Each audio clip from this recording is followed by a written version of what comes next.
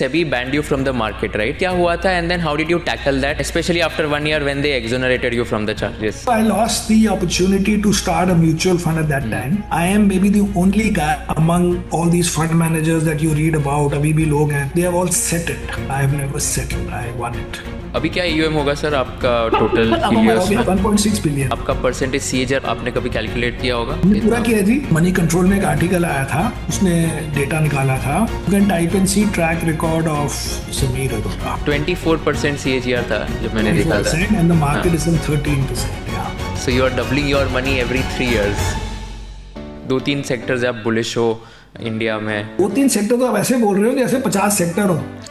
3 ही sector होते हैं world में, बाकी सब टाइम पास होता है. टेक्नोलॉजी, कंज्यूमर और फाइनेंशियल. एक फ्लैगशिप बैलेंस्ड फंड था Alliance 95 which delivered like 179.7% return in 1999. नहीं वो तो कुछ भी नहीं है जी, आप गलत फंड देख रहे हैं. जो हमारा अलायंस इक्विटी फंड था, जो pure equity, it was up 280%. Wow. Eliminate कैसे करते हो, नंबर्स देखते हो, मैनेजमेंट क्वालिटी देखते हो, with an example that will be super helpful. Our logic is that you have to do odds. Coin toss कर रहे हो तो हेड का ऑड है 50%, टेल का ऑड है 50%. तो आपको कहेंगे जी बेट करो हमारे साथ, अगर आप जीत गए आपको 2 टाइम मिलेंगे, तो फेयर बेट. लेकिन अगर मैं खेलूं डाइस तो अगर 1 नंबर आ गया ना, आपको डबल पैसे दे दूंगा. अगर दिमाग खराब है, 1 का चांस है 1/6, तो 6 टाइम पैसे दे. Akshat Srivastava had tweeted, anything that gets super popular is almost never a good investment, and you replied that you are quite popular yourself. कहाँ से इतना विटी, इतना ह्यूमर कहाँ से आता है?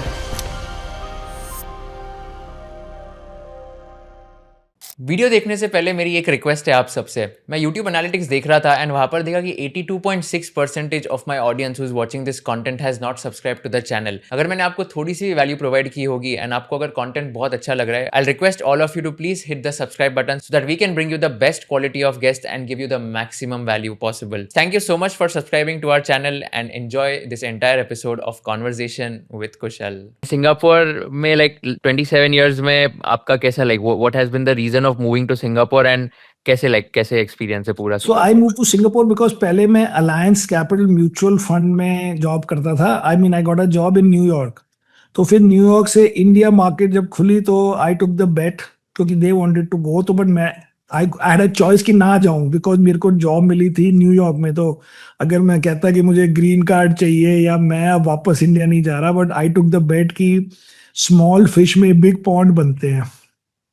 So I moved back, and then 1993 to 98 में मुंबई में था with Alliance. उससे पहले 91 to 93 Alliance के साथ New York.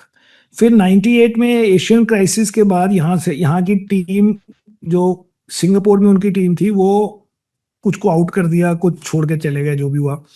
So then I became head of Asian emerging markets actually. मतलब उसमें जापान और ये सिंगापुर, हांगकांग नहीं इंक्लूडेड, एंड ऑस्ट्रेलिया, न्यूजीलैंड भी नहीं, but China, Korea, Taiwan, India में उन सबका हेड बन गया. तो इसलिए मैं 98 में यहाँ मूव हुआ था.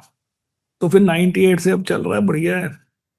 और इंडिया क्या है कि इंडिया इज 5 आवर्स अवे, और अगर कोई चेन्नई जाना हो तो 3 आवर्स अवे. तो इंडिया ही है. Singapore is the best Indian city. Right. India versus Singapore अगर आप कंपेयर करो तो what are like some of the things that India can learn from Singapore and what are some things that Singapore can learn from India? तो Singapore तो बड़ा highly advanced country है जी. उसकी per capita income might be highest, second highest in the world. It is also the most expensive city in the world. लेकिन वो city है, जो country भी है. तो इसलिए यहाँ पे it is run like a company. यहाँ पे हर चीज बड़ी प्रिसाइज होती है इन terms of, for example data आएगा कि अभी नहीं, मतलब थोड़े दिन पहले कभी मैंने पढ़ा कि फॉरेन टूरिस्ट जो है ना, वो 3.2 डेज पर विजिट करते हैं. इसको हमने 3.5 करना है. तो ऐसी प्रिसाइज मेजर होती है. फिर जैसे यहाँ पे टैक्स इंसेंटिव होता है फाइनेंशियल सेक्टर के लिए, उसमें आपको अगर नेक्स्ट उसको रिन्यू करना है तो आपको बताना है कि आप कितनी जॉब्स और ऑफर करोगे. लाखों में नहीं बात हो रही. जैसे हम कहेंगे हम 2 जॉब्स और देंगे, तो कहेंगे ठीक है जी, आपके 3 साल और आपको. मेरा कहने का मतलब everything is micro that way. तो बहुत ही एफिशिएंट, बहुत ही ज़्यादा एफिशिएंट कंट्री है इन terms of all these things. So India से लर्न करने का ये कि अब इंडिया सो कॉम्प्लेक्स कि ये क्या लर्न करें. Actually in that way Singapore can be the trainer कि भाई मैनेज कैसे किया जाए सिस्टम को. फॉर एग्जाम्पल मुझे पता नहीं कि सिंगापुर के पास ये स्ट्रेंथ है भी कि नहीं है, लेकिन मैं दिल्ली में जब जाता हूँ एंड माई मॉम, अब तो बेचारे रहे नहीं, बट वो ईस्ट दिल्ली में रहते थे, और मुझे लगता है कि रोज सुबह से शाम पे ये जो रेड लाइट पे लोग भाग रहे हैं when the traffic is also there, उसके कारण 15 मिनट लगते हैं. और मुझे लगता है इसके लिए कोई 2 घंटे बैठ के अगर प्रॉपरली सोचे कि उस वक्त क्या किया जाए, 2 बंदे शायद पुलिस वो रोप लगा दें ताकि वो आप उस वक्त भाग ना पाओ, तो उससे ये वाला ट्रैफिक जल्दी चलेगा. उसके लिए अब ये मैनुअल हो गया, बट वो कोशिश ही नहीं करता ऐसी छोटी छोटी होगी. जैसे वो राइट टर्न करना है तो वो उधर से वाले लेफ्ट लेन से आएगा राइट में करने के लिए, उसको रोक दो किसी तरीके से कि भैया सॉरी, अब तो आगे जाके यू टर्न कर, अगर तूने पहले लाइन में नहीं जुड़ा. ये सब चीजें सिंगापुर का कोई भी प्रॉपरली इंडियन बैठ के भी समझा सकता है सब चीजें, लेकिन अलग अलग स्टाइल है सब खट्टी से. राइट. यहाँ पे तो फाइन हो जाए ऐसी चीजों पे. बीच में रोड पे क्रॉस लगा होता है ताकि वो उधर से ट्रैफिक आ रहा हो तो आप उसको रोको ना, उस पे तो आप उस पे गाड़ी रोकोगे फाइन लग जाएगा 1 मिनट. और ईज ऑफ डूइंग बिजनेस वहां पर काफी बेटर है एज कम्पेयर टू इंडिया. हाँ जी, पहली बात है जैसे हमारा पर्सनल इनकम टैक्स के लिए मैं अपने यहाँ फाइल करता हूँ तो टोटल टाइम उसमें लिखा होता है कि 5 मिनट लगने चाहिए. वाओ. ओ या 5 मिनट्स इज टू मच. अगर आपका खाली सैलरी वगैरह है, क्योंकि कैपिटल गेन्स पे टैक्स नहीं है, इंटरेस्ट इनकम पे टैक्स नहीं है, प्रॉपर्टी बेचने पे टैक्स नहीं है, लेकिन आपसे पूछते भी नहीं है कि आपका इंटरेस्ट था कितना जिसके ऊपर टैक्स नहीं है, या आपने स्टॉक बेचे कौन से, कुछ नहीं चाहिए. सो अगर जैसे मैं चैरिटी में पैसे देता हूँ तो ऑटोमेटिकली उसमें 2.5 मल्टीप्लाई करके नाम आ जाते हैं. अगर आपको लगे कि आपने कुछ दिया था और वो बाई चांस नहीं आया तो फिर आप फिक्र करो, वरना वो ऑटोमेटिक आ जाता है. सो अब ये अगर सबको पता है कि आपने दिए हैं तो वहीं पे आ जाए स्टेटमेंट आपके सामने नजर आ जाए, कहानी खत्म हो गई. सो ये सब चीजें होती हैं तो थोड़ा एफिशिएंट है. ये तो इंडियंस को कुछ तो आप इंडिया भी बहुत एफिशिएंट हो गया from the time I came in 90s, लेकिन और भी बहुत हो सकते हैं. Right. I'll take you back to February 1985 when you just graduated from IIM Calcutta. आपने Modi I think May 85. Okay, May 85. My bad. तो 1985 उसके बाद like once you graduated you joined company जब उसका नाम था मोदी जेरोक्स, जिसका अभी नाम है जेरोक्स इंडिया. एंड वहाँ पे आपने ऐसे बताया था कि आपकी basic salary was ₹1500 per month, house rent allowance was ₹450 and a conveyance allowance was ₹300. वो तो आपने मैंने वो किया था, लेटर अपना ट्वीट किया था. हाँ, आपका ऑफर लेटर आपने ट्वीट किया था. तो आपने वो पूरा एक्सपीरियंस में क्या सीखा था जब आप लाइक पूरा 12 घंटे के लिए काम करते थे? एंड बड़ी क्या अच्छी हुआ था? जॉब थी, बड़ी अच्छी जॉब थी. तो मेरा बॉस जो था ना वो जेरोक्स से आया था. उसका नाम बेचारा, जिसकी डेथ हो गई बड़ा यंग एज पे, नेम वाज पॉल बार्कर. तो वो काम कराता था, लेकिन उसकी भी ग्रेटनेस थी कि वो रात को जैसे 12 बजे काम करते थे तो वो अपनी गाड़ी में मुझे पहले ड्रॉप करता था, विच वॉज एटलीस्ट उस वक्त ट्रैफिक कम होगा बट 45 मिनट्स रॉन्ग डायरेक्शन में जाएगा, और उसके बाद वो फिर अपने घर जाता था which was near to the office, क्योंकि वो तो साउथ दिल्ली में रहता था और office was in Nehru place, but he would drop me. And main thing is वो मेरा दोस्त टाइप बन गया. दोस्त means obviously he was actually maybe 5 years older than me, but वो जेरोक्स से आया था. बट उस वक्त हमने बड़े काम किए ऑन फाइनेंशियल प्लानिंग, मॉडलिंग की. जैसे बैंक्स पूछते हैं कि जी आपका नेक्स्ट 3 year प्रोजेक्शन क्या है, तो वो मैंने कोई 600-800 लाइन का लोटस पे स्प्रेडशीट में बनाया था मॉडल. वो मॉडल बड़ा उनको पसंद आ गया था जीरोक्स वालों को, इसलिए मैंने 2 summers फिर जीरोक्स में जॉब की. एंड उसमें मेरे को जब मैं सेकंड समर में जॉब कर रहा था तो I said I have to go. तो उसने कहा every week if you stay, every week new country. Okay, मैं लंदन में जॉब थी तो मैं कहा ठीक है 3 weeks. तो 3 week, एक हफ्ते एम्स्टरडेम भेज दिया उसने, 1 week जर्मनी भेज दिया और 1 week आई थिंक ब्रसेल्स भेज दिया. उतना एक जितने वीक रहते रहोगे एक्स्ट्रा, एक मंडे से थर्सडे तक उस कंट्री में जाओ, फ्राइडे वापस यहाँ पे आ जाना. तो मैं कहा ये ठीक है, 3 हफ्ते और कर लेता हूँ. तो it was too good. But असली हार्ड वर्क वहीं पे हुआ. उसके बाद I became from business analyst after management training for a few months. In the end, I became manager FPA, Financial Planning and Analysis. but it is still a planning type job. It's not a front end job. हाँ, मतलब फिर मुझे बाद में अब लगता है कि आपको कंपनी में वो जॉब करनी है जिससे वो कंपनी चल रही है, नॉट जिससे मॉनिटर हो रही है. हम तो मॉनिटर कर रहे थे ना. यू कैन से अगर आप जैसे Modi Xerox is a sales type company, तो आपको सेल्स में होना चाहिए. तो आपने अगर वापस कोई कंपनी फाइनेंस की है तो आपको फाइनेंस का बंदा होना चाहिए. फिर आप दूसरे में हो तो फिर ठीक है, it is not the same fun. But anyway, main thing is I was interested a little bit, not a lot, in more finance than you can call it whatever. Accounting भी थी थोड़ी सी इसमें, and little bit in investments, but I didn't know कि investment कोई career होता है, because India में तो किसी का ऐसा करियर था नहीं कि आप स्टॉक मार्केट में जॉब कर रहे हैं. बिकॉज वो ब्रोकर्स के बच्चे बच्चे करते होंगे, हमने तो जिंदगी में कुछ खरीदा नहीं था ऐसा, एक्सेप्ट आईपीओ.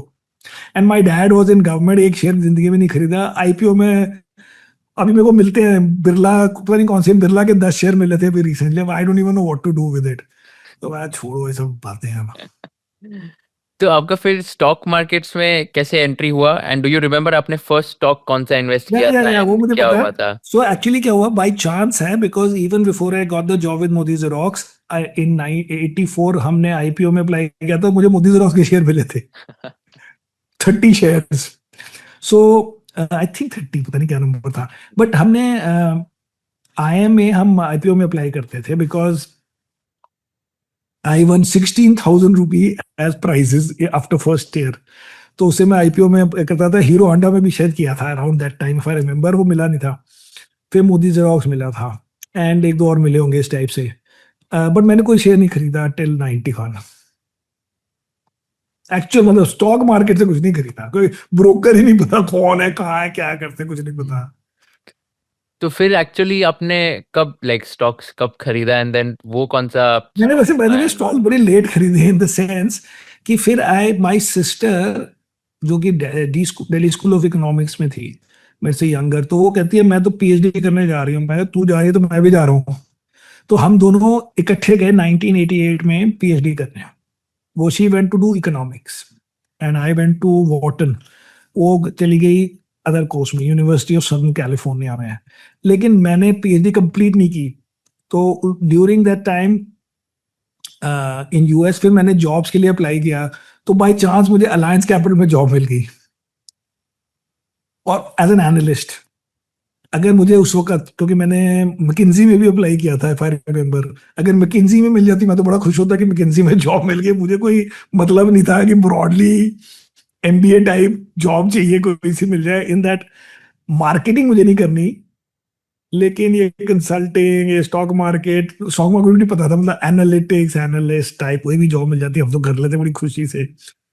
सो वो अलायंस कैपिटल में मिल गई. तो इसलिए मेरा एक्चुअल इंटरेस्ट जो हिडन था, आई कैन से, बिकॉज आफ्टर दैट मैं एक मिनट के लिए भी नहीं रुकता ये सब करने से.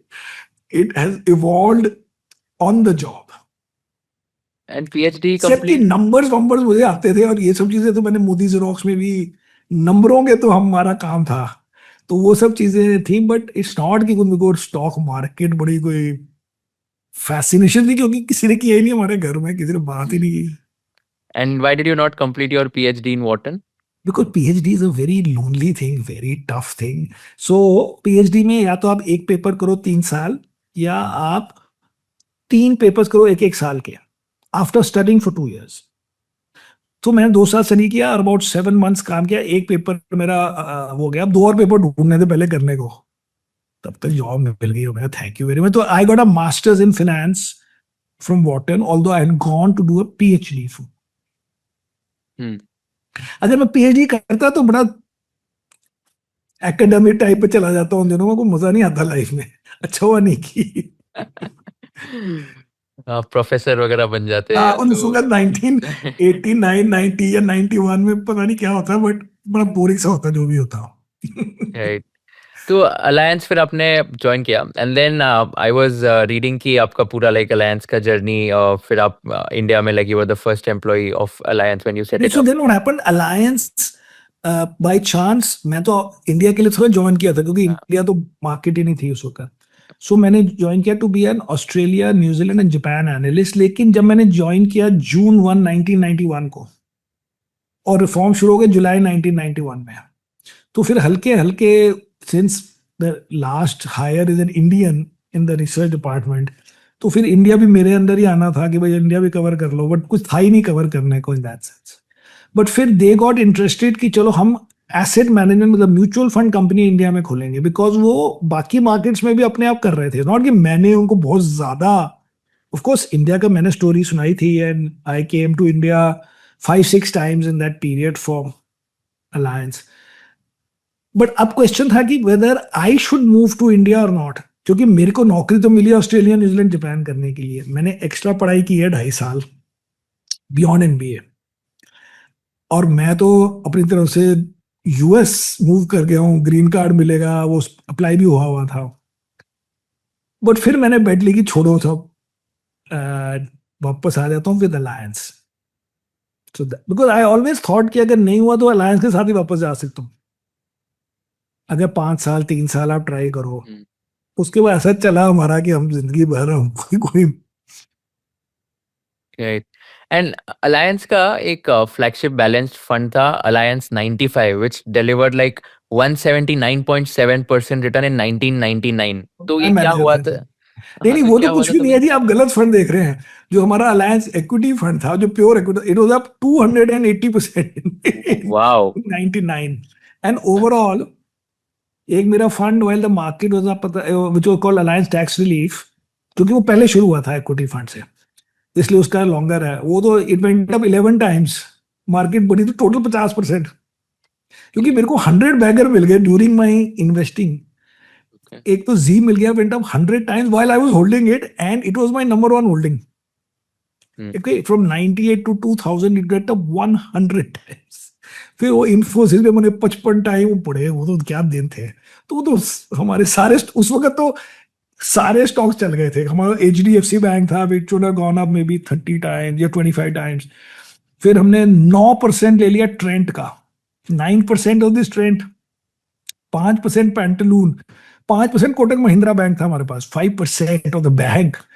और पैसे कितने लगते थे, $3 मिलियन $4 मिलियन पर।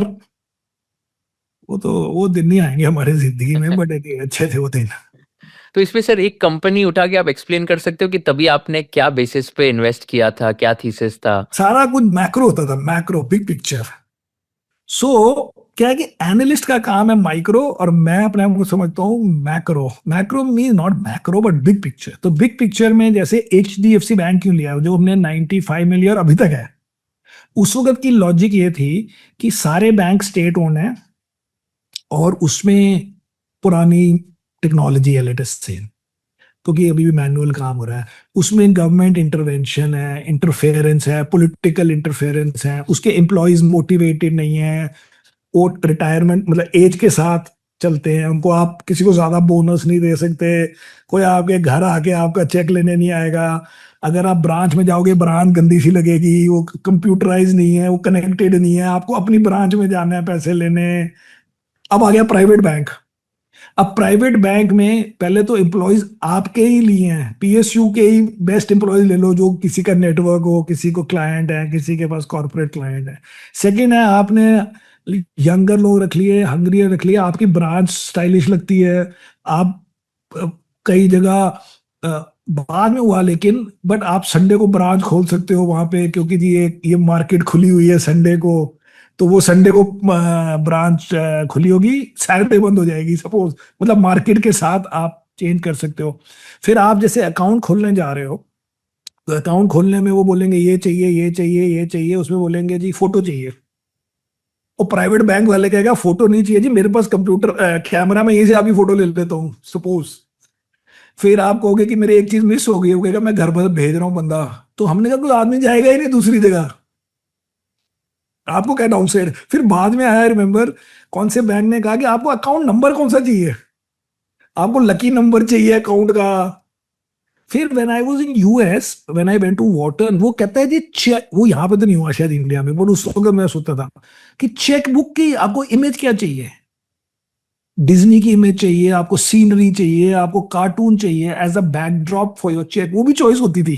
ओके, इंडिया में शायद ये नहीं हुआ, but I am just saying as a concept. तो अब आपको सब कुछ नया मिल रहा है, तो आप क्यों जाओगे दूसरे में? मैं तो इस बात से मैं शुरू की थी कहानी। इसी बात से हमने 100 टाइम्स बनाए जी में, क्योंकि दूरदर्शन के प्रोग्राम आते थे, 2 चैनल थे, DD1 DD2। अब उसमें वो कहेगा कि मैं 4 घंटे, मतलब इन 24 आवर इंटू 7 डे तो प्रोग्राम में सपोज कहेंगे हम 4 घंटे मूवी दिखाएंगे, एक या 2 मूवी दिखाएंगे, 4 घंटे म्यूजिक दिखाएंगे, चित्रहार दिखाएंगे, ये करेंगे, लेकिन बाकी एजुकेशन दिखाएंगे, बाकी आपको फार्मर को वो देना है कुछ एडवाइजरी प्रोग्राम की, कौन से सीड ग्रो करने हैं, क्या करना है, कौन सी भैंस को क्या खाना खिलाना है। फिर आप कहोगे कि पॉलिटिशियन का वो दिल्ली गया, बॉम्बे गया, उसकी न्यूज कवर करनी है। अब आया प्राइवेट चैनल, वो कहता है ये सब मैं कुछ नहीं करूंगा, मैं तो खाली म्यूजिक और खाली मूवीज दिखाऊंगा। अब इसमें क्या एनालिसिस करें कि नहीं नहीं इसको क्या होगा, हमें पता है कोई आदमी दूसरा टीवी नहीं देखेगा, इसमें और रिसर्च करने की जरूरत ही नहीं है। तो बाकी रिसर्च करनी है अपने शौक के लिए करते जाओ, बट आपको ये पता है कि कल से कोई दूरदर्शन 1 और 2 नहीं देख रहा। तो ऐसे ऐसे करके हमने बिग पिक्चर में सारे शेयर लिए, और क्या क्या बने, बाय गॉड, अनबिलीवेबल। और इन्फोसिस? इन्फोसिस वगैरह में क्या है कि we were early in that, इसलिए वो tech tech was one of the reason जो परफॉर्मेंस अच्छी हुई, तो सारे ले लिए थे, इन्फोसिस, सत्यम, और HDFC बैंक और HDFC में ही बने। बट सॉफ्टवेयर में तो खाली ये समझने की बात थी कि चीप, मतलब कि भाई चीपर है, और उस वक्त ग्रोथ भी बड़ी हाई होती थी ना, like they would grow there earnings 100% ही होता था पहले कई साल। तो बेसिकली जो भी उस वक्त अलर्ट था, और मेरा एक और मॉडल है, मैं किसी चीज पे 100% वो नहीं करता बेट, इसलिए आई कैन बाय मोर। तो अब ये नहीं है कि आप 10-10% 10 स्टॉक में ले रहे हो, ये काम नहीं है हमारा, बिकॉज अकॉर्डिंग टू मी बड़े स्टॉक चलते हैं, कभी कोई सेक्टर चल रहा होता है, कभी कुछ चल रहा होता है। सो शुरू में आई गेस कम लिए होंगे, बट ये सारे थे, ये सारे थे। एंड इसमें फिर आपने जैसे अलायंस पे ये सारे एक्सपीरियंस किए थे, ये सारे सक्सेस वगैरह, if I talk about one of the let's say worst investment, तो आप क्या कैटेगराइज करोगे? वर्स्ट इन्वेस्टमेंट सारी जी, वो भी सारी। कौन तो सी? एक थी मोदी लुफ्ट, हाँ। which was a joint venture between Modi and Lufthansa. That's why it's called Luft. तो उसमें क्या हुआ, मैं ये स्टोरी उस वक्त बताता था कि मोदी लुफ्ट का शेयर जब जीरो हो गया, हो सकता है हमने जीरो तक नहीं वेट की होगी, क्योंकि हम लिस्टेड लेते हैं तो जीरो नहीं होता, मतलब काफी डाउन हो जाते हैं, 50-60% हो जाएगा। सो जब हमने बेचा तो मैंने शुरू किया था आई थिंक 1.5% से। उस वक्त आई स्वेयर जार्डिन फ्लेमिंग का फंड था, उसका 24% वेट वॉज इन मोदी लुफ्ट। ये हम नहीं काम करता मैं, कि उस वक्त लॉजिक थी कि सेम थिंग एज एयरलाइन, कि एयरलाइन पब्लिक वो है, वो ढीली चलती है, स्लो है, सब सर्विस नहीं है, एयर होस्टेस ये नहीं करती है आपको, उसमें आपका प्राइवेट एयरलाइन आ गई है, उसमें लुफ्थहांसा भी है, ये है वो है, तो आप पूरी लॉजिक बना सकते हो, लेकिन कितने परसेंट तक जाओगे, ये स्टोरी है। सो फॉर एग्जाम्पल जी when it went up 100 times, every day for 1.5 years I sold the stock, because anyway उसमें सेबी का रूल भी होता है ना कि इतने परसेंट से ज्यादा नहीं हो सकता, तो उसमें it used to hit 10% of the equity part of the balance fund or whatever। दूसरे में 6-7 था, बैलेंस फंड में 10 था of the equity part, but overall fund का 6-7 बन जाता है। So every day you have to sell, but उसमें तो actually requirement ही थी, because the rule itself says that you can't hold more than 10, but in others 1% वाले तो बहुत गए, मेरे एक और भी गया था near zero, which was water base, that was this shrimp farming वाली कंपनी। बहुत गए हैं, ऐसे थोड़ा होता है काम की कोई गए नहीं, सब जाते हैं, लेकिन आपको कंट्रोल ये है कि आप शुरू लिमिटेड उससे करते हो, जब वो चलता है, वो चल रहा होता है, तब आप ऐड करो या उसकी अप्रिसिएशन से उसका वेट बढ़ने दो। बट ये कभी नहीं किया कि स्टार्टिंग पोजीशन किसी स्टॉक में 5% है, HDFC बैंक में भी नहीं कभी हुई होगी, किसी में भी नहीं हुई होगी आज तक, किसी में नहीं हुई, 30 साल में किसी स्टॉक में नहीं हुई। It has to do that on its own. ऐसा कभी हुआ है आपने स्टॉक सेल किया और आपको रिग्रेट हुआ बहुत, नहीं बेचना चाहिए था? मुझे एक मिनट का भी रिग्रेट, नहीं। क्योंकि इतने स्टॉक चलते हैं कि जरूरत क्या है रेट होने की, कोई जरूरत नहीं। और एक और बात है, मेरा यहाँ पे ब्लूमबर्ग स्क्रीन है, अगर वो स्टॉक मैंने बेच दिया और उसके बाद थोड़े दिन बाद मुझे उससे गुस्सा आ गया स्टॉक से कि अरे फिर चले जा रहा है, तो मैं उसको यहाँ से हटा दूंगा, क्योंकि यहाँ पे सारे स्टॉक्स तो आ नहीं सकते स्क्रीन पे। यहाँ पे कोई पता नहीं कितने होंगे, 250 300 होंगे, 200। तो अगर वो मेरे स्क्रीन पे नहीं है तो उसकी कहानी जो मर्जी हो मुझे पता भी नहीं लगेगा। Then I have to remember that, I have to see कि उसका हुआ क्या है। नहीं, किसी का भी नहीं हुआ। बड़े स्टॉक चले हैं हमारे, बगैर भी बड़े चले हैं। One of the biggest ones I'll tell you, in the overall life, where and बड़ी अच्छी चली है, लेकिन प्रॉपरली जैसे कईयों में पैसे प्रॉपरली बनाया, मतलब 30-40, जैसे बजाज फाइनेंस में 43 टाइम, लेकिन प्रॉपरली टाइटन में नहीं बनाया। ओके, ऐसे कि एक तो बड़ा मतलब 2-4% शुरू किया और फिर वो 10 टाइम बढ़ा हो, वो बीच बीच में लिया होगा, but for smaller gains. Because मुझे लगता था कि top line is driven by the price of gold। तो उसमें क्या होता है, आप जितने का भी लेंगे आइटम, उस पर मेकिंग चार्जेस लगेगी based on the price of the item, वो आपका रेवेन्यू है, बाकी तो आपने गोल्ड खरीदा है।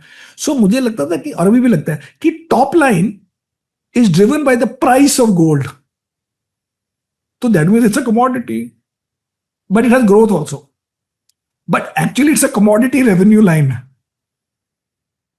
तो कमोडिटी रेवेन्यू लाइन हो तो उसमें क्या, क्योंकि वॉल्यूम तो 5% ग्रोथ है, सारी स्टोरी थी गोल्ड ऊपर नीचे गिरना जा रहा है, लेकिन वो चलता रहा क्योंकि गोल्ड भी रुपी टर्म्स में वो रहा अप ट्रेंड में। तो anyway whatever, so but regret नहीं हुआ, क्योंकि हमारी अन्य भी कौन सी नहीं चली, तो कोई और स्टॉक से चल गई। राइट। और आपका पर्सनल एसेट एलोकेशन की बात करूं तो 100% वुड बी इन इक्विटीज, या आप गोल्ड वगैरह बाकी इसमें डाइवर्सिफाई करते हो? 100% is not in equities. So if you say now, now I have maybe 50% in US. Actually international कहना चाहिए, not US, and 30% in India. And right now 10% will be gold. And बाकी का 10? बाकी 5% से 5%, मतलब एग्जैक्ट मैं थोड़ा मेजर करता रहता हूँ सुबह उठ के, मैं बिग पिक्चर बात कर रहा हूँ। मैंने अपना सुना कि एनालिसिस के लिए अच्छे चल रहे हैं, सब बढ़िया चल रहा है। सो वो 5-7% इधर उधर पड़े होंगे प्राइवेट बैंक में, वो बेचारे बंद भी नहीं करने देते मेरे को, अकाउंट निकालने में नहीं देते, नहीं नहीं सर आप इंडियन डेट ही खरीद लो, कुछ कर लो। सो वो इधर उधर पड़ा है। यूएस कंपनीज का कोई एग्जांपल दे सकते हो कि कौन सा बेस्ट रहा है, क्या थीसिस रहा है, एंड यूएस मार्केट के बारे में थोड़ा बताओ ना। यूएस में बड़े पैसे बने, लेकिन ऐसे 50 टाइम नहीं बने। हाँ। सो यूएस में अगर कहें बिग मनी कहाँ बना है, by reading a book big money बना है एनवीडिया में। तो मैंने एक बुक पढ़ी थी, चिप वॉर। तो chip war actually one the financial times book of the year in 22 की 23 में भी नहीं 22। सो वो उस वक्त मार्केट भी डाउन थी, पर वो बुक भी बड़ी अच्छी थी, मैंने ट्वीट भी किया था। तो मैंने वो बुक पढ़ के, आदमी कोई भी बुक पढ़ेगा वो एनवीडिया सबसे पहले जाकर खरीदेगा, उसमें कोई एनालिसिस नहीं, वो इतनी कन्विंसिंग बुक थी। तो फिर मैंने एनवीडिया ले लिया, बट मैं अपने आप नहीं लेता हूँ, ये मेरा फंड लेता है, बट उस फंड में I am fully.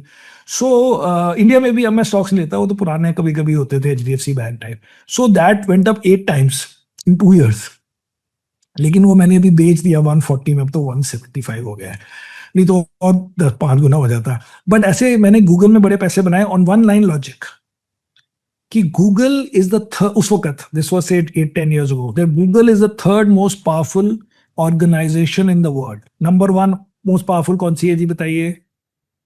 USA government. Number 2 most powerful है चाइनीज गवर्नमेंट।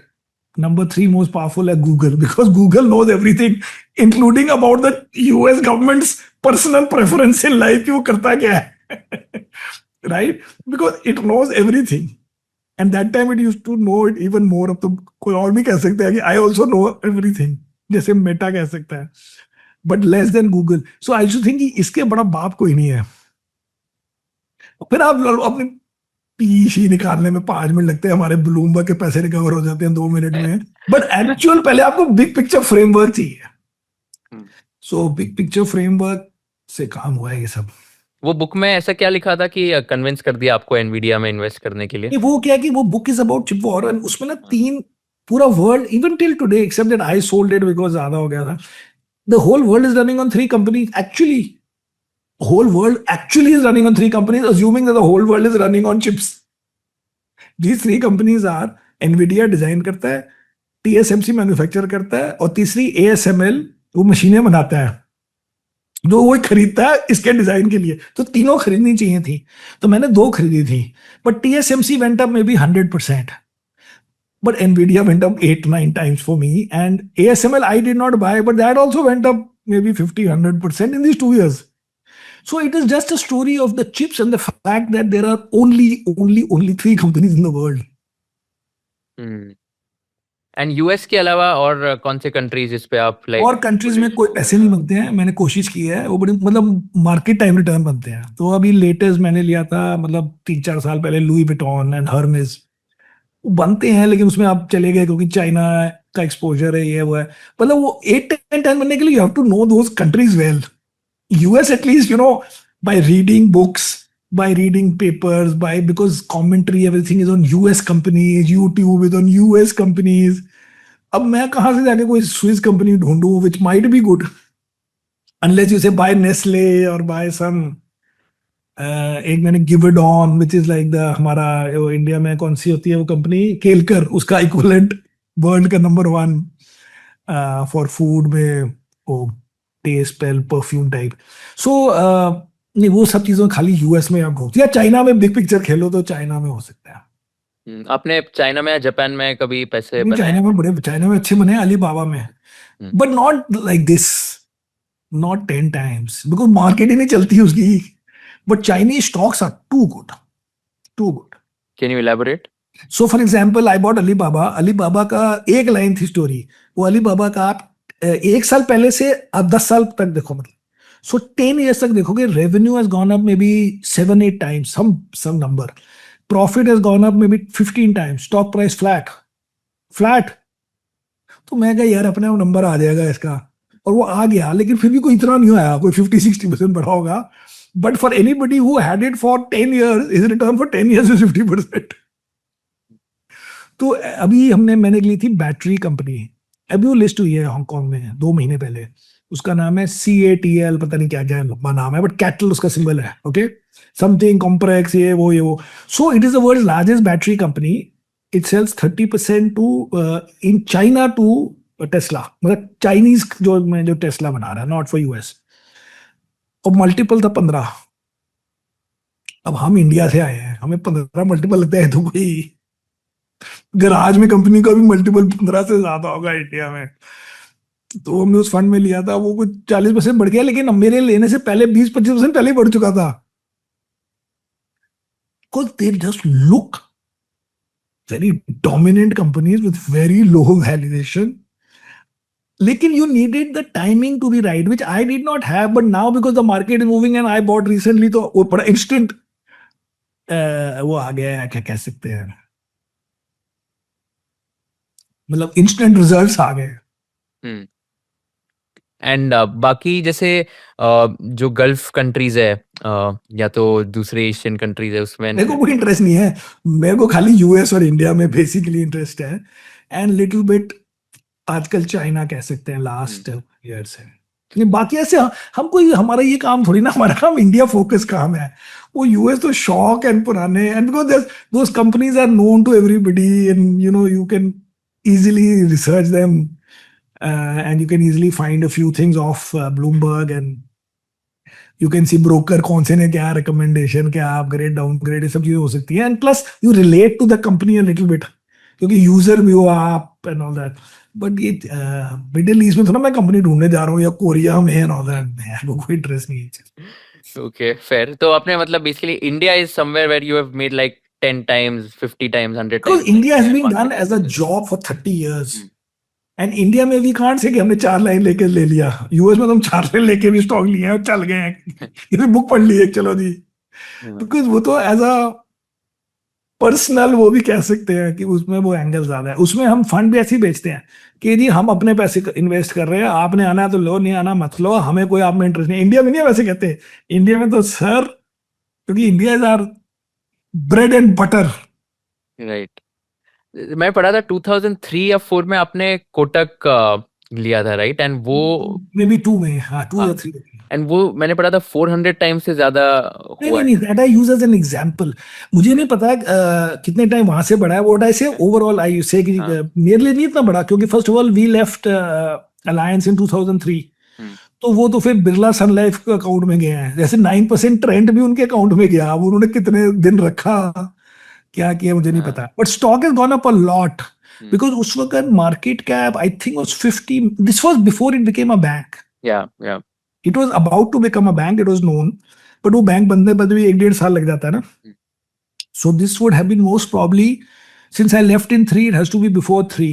So 2002 की बात होगी, या मुझे लगता है 1 के अराउंड है, around September 11, 2001, if I remember, plus minus those days. It was 50 million. It finally became a bank in पता नहीं 2 या 3, something like that. तो तभी आपका क्या थीसिस था, जब तक वो बैंक भी नहीं बना था, फिर भी आपने नहीं, इन्वेस्ट उसमें तो किया बहुत था? ही आसान थीसिस था। तो क्या? उसमें क्या थीसिस था, दैट आप जो भी बैंक है हाँ, उसमें उस वक्त के क्वेश्चन क्या होते थे कि यार तेरा बैंक का इंटरेस्ट इनकम तो ठीक है, तेरी अदर इनकम क्या है? कि भाई distribution income, broking income, investment banking income. क्योंकि ये एचडीएफसी बैंक वगैरह सब बैंक को ये पूछा जाता था कि इंटरेस्ट इनकम को छोड़ना, तो पहले बता कि फ्री में क्या बना रहा है। तो हमने कहा कि कोटक के पास तो खाली ये वाली इनकम है, क्योंकि उसके पास डिस्ट्रीब्यूशन इनकम है, उसके पास सब उसको स्ट्रक्चरिंग, कोई सेलिंग बॉन्ड्स बॉन्ड, ये वो, ये रैंडम जो चीजें, सबकी इनकम बहुत है, लेकिन उसको वो बैंक की वो नहीं मिलती कि भाई बैंक है, स्टेबल डिपॉजिट है, उसको बैंक की इज्जत नहीं मिलती। So once you get a banking licence with only other income so far, that is as hot as it can be in the framework of those days and even now maybe. fair. So ये हो गया 2002 2003 तक. If I can ask this subsequently, so in 2003 you were at the top of your game, about to start your own venture, and then your world kind of turned upside down and SEBI banned you from the market, right? तो ये क्या हुआ था, and then how did you tackle that, and especially after 1 year when they exonerated you from the charges? So nothing. So I lost the opportunity to start a mutual fund at that time. तो हम जिसके, क्योंकि regulator वगैरह हम ज्यादा मथे नहीं करते हैं, but generally I am may be the only guy among all these fund managers that you read about, अभी भी लोग हैं PMS यूज कर रहे हैं, ये कर रहे हैं, they have all settled. I have never settled. I won it. Hmm. And So आपको then, 1 साल लगा था my पूरा. main thing was, हाँ 1 साल क्या, बल्कि ये तो लक है अच्छी कि SAT आजकल होता है, वरना आप अगर नॉर्मल कोर्ट सिस्टम में हो तो आप 15 साल लग जाएंगे टू बी डिक्लेयर्ड कि सब ठीक है। तो ये तो बाई चांस है कि SEBI matters are heard in a court which is dedicated to hearing SEBI matters, तो जल्दी काम हो जाता है, मतलब 1-1.5 साल में हो जाता है। सो उसके बाद मेरी सॉर्ट ऑफ रिकवरी ऐसे हुई कि the chairman of alliance world wide and the chairman of alliance India, who was also the president of alliance international, became my partners in starting Helios. तो इसलिए जब मैं वापस इंस्टीट्यूशनल इन्वेस्टर्स के पास गया, सो आई कुड से कि देख लो जी, वो it was a misinterpretation, yeah, whatever is the word and all that, and here is the case. So that's how it started. Got it. And I think SEBI had put some like insider trading charges on a So by the way, company and all, right? one more thing. All my charges were as a fund manager. There was no charge that I did. आजकल के लोगों को होता है कि उन्होंने कुछ किया, अपने लिए किया, उनके भाई बंधु ने किया, उसकी चाची ने किया. There was no such charge ever. It was all as a fund manager for the fund. But anyways, all those I won. So इसलिए अब मैं उसको बातें नहीं करता, because you know these are sensitive things, but this all available.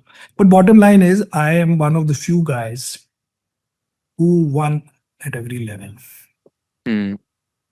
So I just wanted to, like talk about the mindset shift, because क्या होता है कि like when we are at the top of our game and then ऐसा कुछ होता है, तो we become like very affected by these things. So I wanted to ask you कि आपने tackle कैसे किया, and You are mindset affected, आपने everybody positive is कैसे किया? affected.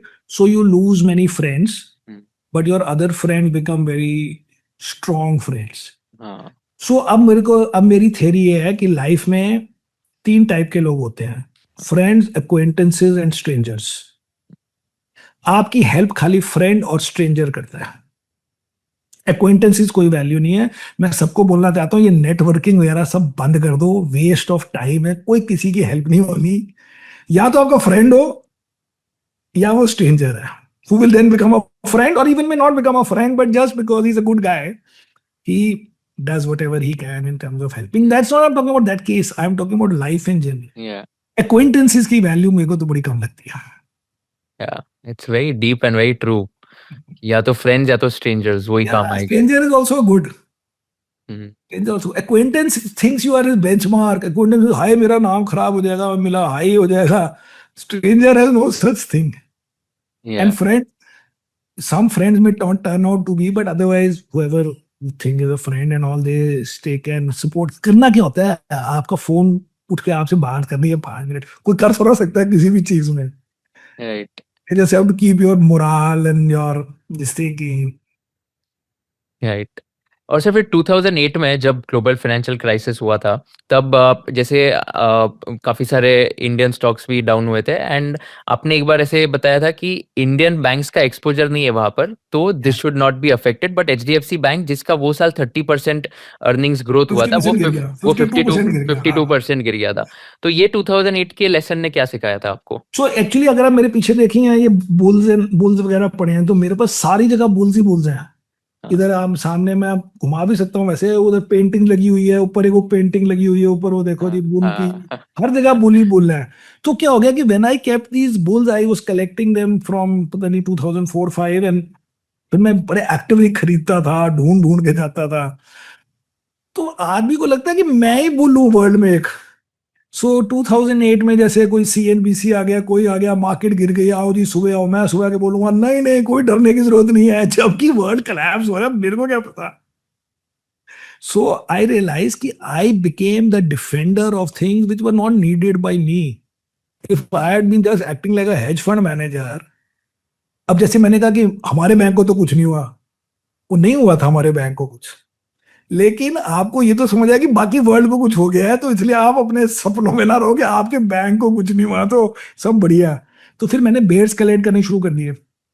एक्चुअली मैंने यहाँ पे एक डॉम का बेयर पड़ा है, कौन जाके डॉम से महंगे महंगे हजारों डॉलर के बेयर खरीदता है, मैंने वो भी खरीदा है। क्योंकि आई थिंक $2000 का बेयर है क्रिस्टल का, क्योंकि बेयर तो कोई खरीदता नहीं है, बुल तो चलो कोई बुल रन में खरीद ले।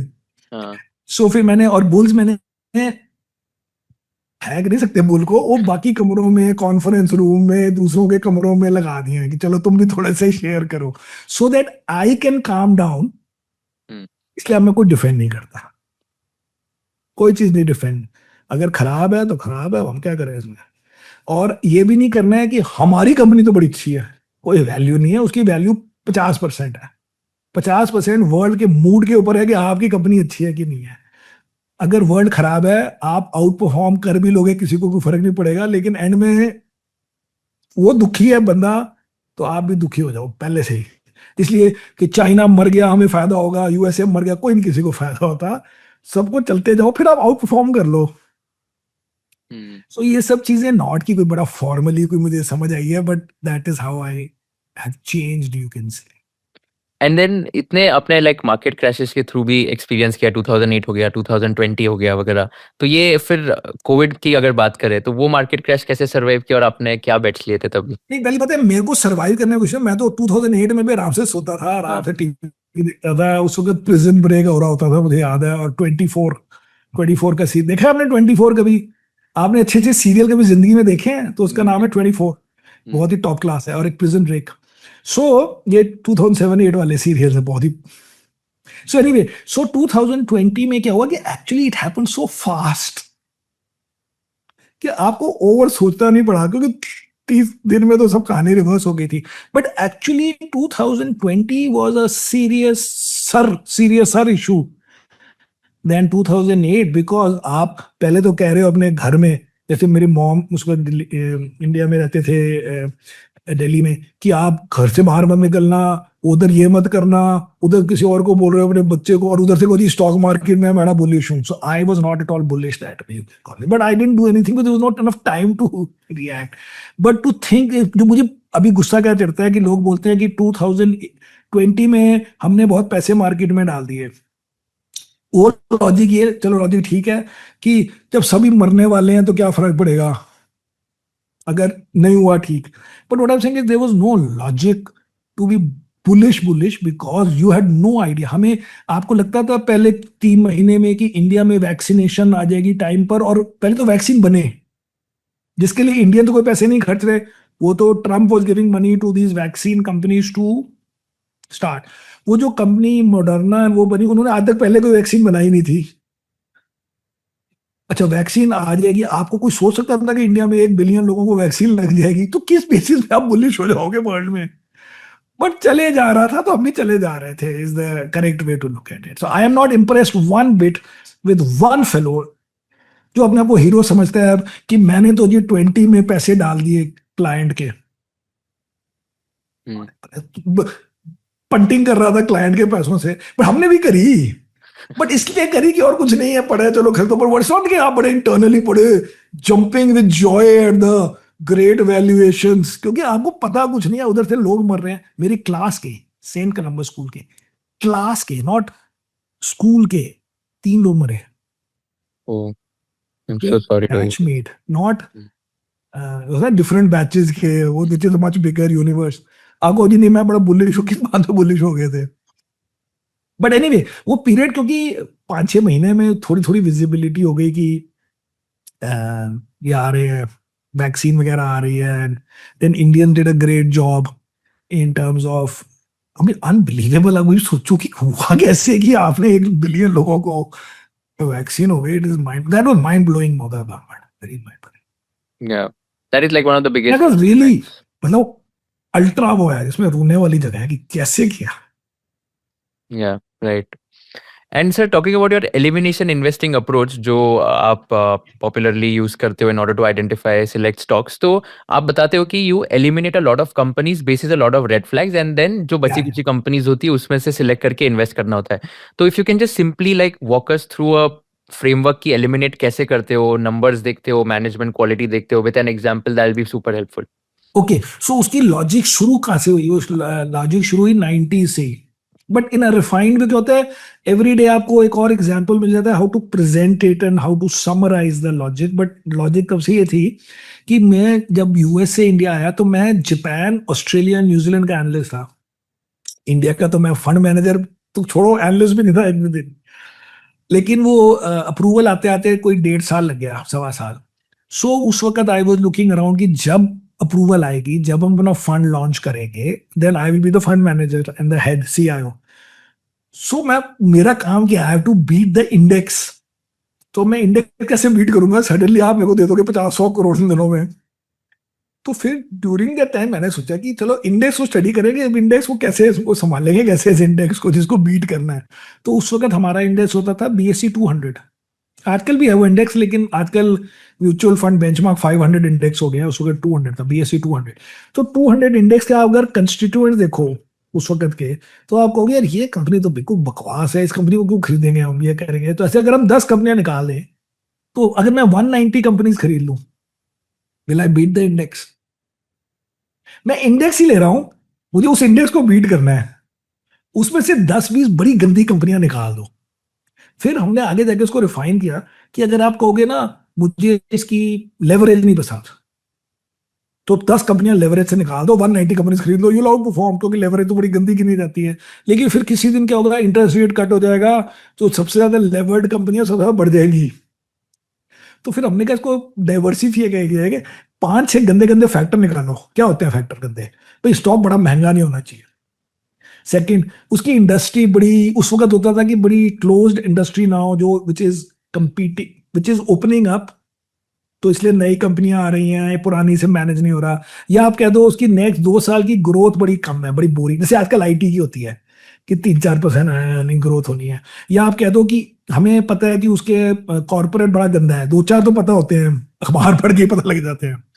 तो आप हर फैक्टर पे खाली 4-4 कंपनियां निकाल दो. अब आपका 8 फैक्टर थे, आपने 32 कंपनियां निकाल दी. आपने ये नहीं करा कि सारी महंगी कंपनियां निकाल दी. आपने ये नहीं करा कि सारी लेवरेज कंपनियां निकाल दी. आपने एक 2 3 4 डिपेंडिंग. अब 170 कंपनियां बच गई. अब मैं अगर 170 कंपनीज ले लूं, मैं will I beat the index every day और नॉट? बिकॉज मैंने सारे बैड फैक्टर्स को पूरा नहीं निकाला, लेकिन बड़े ब्लेटेंट वालों को निकाल दिया है. 100% I outperform every day. And broadly, that is what we've been doing. We've been broadly outperforming every year, not literally every year, but मोटा मोटी every year by some number. क्योंकि blatant को हटाते हैं पहले. So we say remove the bad. When you are removing the bad, does not mean you are left with good. You are left with not bad. For example, अगर मैं कहूँ कि यार ये जो कंज्यूमर स्टेपल टाइप है, मैं 70 P की कंपनी तो नहीं लूंगा, बहुत ज्यादा हो गया. 40 की चलो फिर भी ठीक है. अब मैंने 70 की हटा दी कि मेरे को 70 पी नीचे. मुझे मत स्टोरी सुनाना कि ये 10 साल की स्टोरी है, 20 साल की स्टोरी है. मैं 70 पी नहीं लेता, वो भी हिस्टोरिकली देख के कि कितना है. अब 55 पी की कंपनी रह गई. अब मैं उस चीप थोड़ा है वो, लेकिन महंगी वाली पहले मैं हटा रहा हूं. अब जैसे हम कहते हैं कॉर्पोरेट गवर्नेंस, जो हमें पता है, जो अखबार में पढ़ा है, जो किसी दूसरे फंड मैनेजर ने प्रेजेंटेशन की है, उसका भी हम नोट कर लेते हैं कि चलो वो ढूंढ के लाया है. हमें कोई मतलब नहीं है, हमारे को एग्रीजियस स्टोरीज नहीं चाहिए. कैन वी से कि जो बच गया उसकी बड़ी अच्छी कॉर्पोरेट गवर्नेंस है? ना, उसकी ठीक ठीक है, कईयों की अच्छी होगी, but mostly they are not bad. Accounting में गुड अकाउंटिंग हमें एक भी नहीं पता, हमें पता है नॉट बैड है कि नहीं है ना. So we are removing the bad only on 8 factors. तो उसमें जैसे एक फैक्टर, उसमें बड़ी सारी कंपनियां निकल जाती हैं. जैसे हम कहते हैं कि हमें गवर्नमेंट एज अ कस्टमर नहीं चाहिए. अब उसमें भी हमें we have to play around. जैसे डिफेंस कंपनी का कस्टमर भी गवर्नमेंट है, but when we meant what we mean is जो ये बिडिंग करके L1 करके ऑर्डर जीते हैं, जिसमें आपको हर वक्त वरी है कि गवर्नमेंट पैसे कब देगी, टाइम पे आपका वर्क कैपिटल बढ़ गया. ये सब हमें नहीं करना, क्योंकि वो गवर्नमेंट कभी ना कभी टाइम पे नहीं देती, फिर आप मर जाते हो.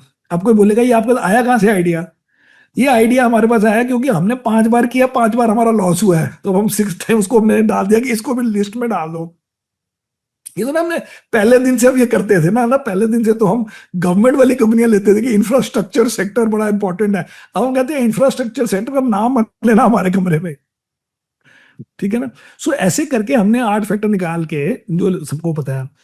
अच्छा, जैसे कंपेटिटिव इंडस्ट्री, तो I used to be the largest owner of Bharti from the mutual fund side in the IPO, which was in 2002 में होगा शायद. 3 में तो नहीं होगा, शायद 2 में ही होगा, 2 में होगा.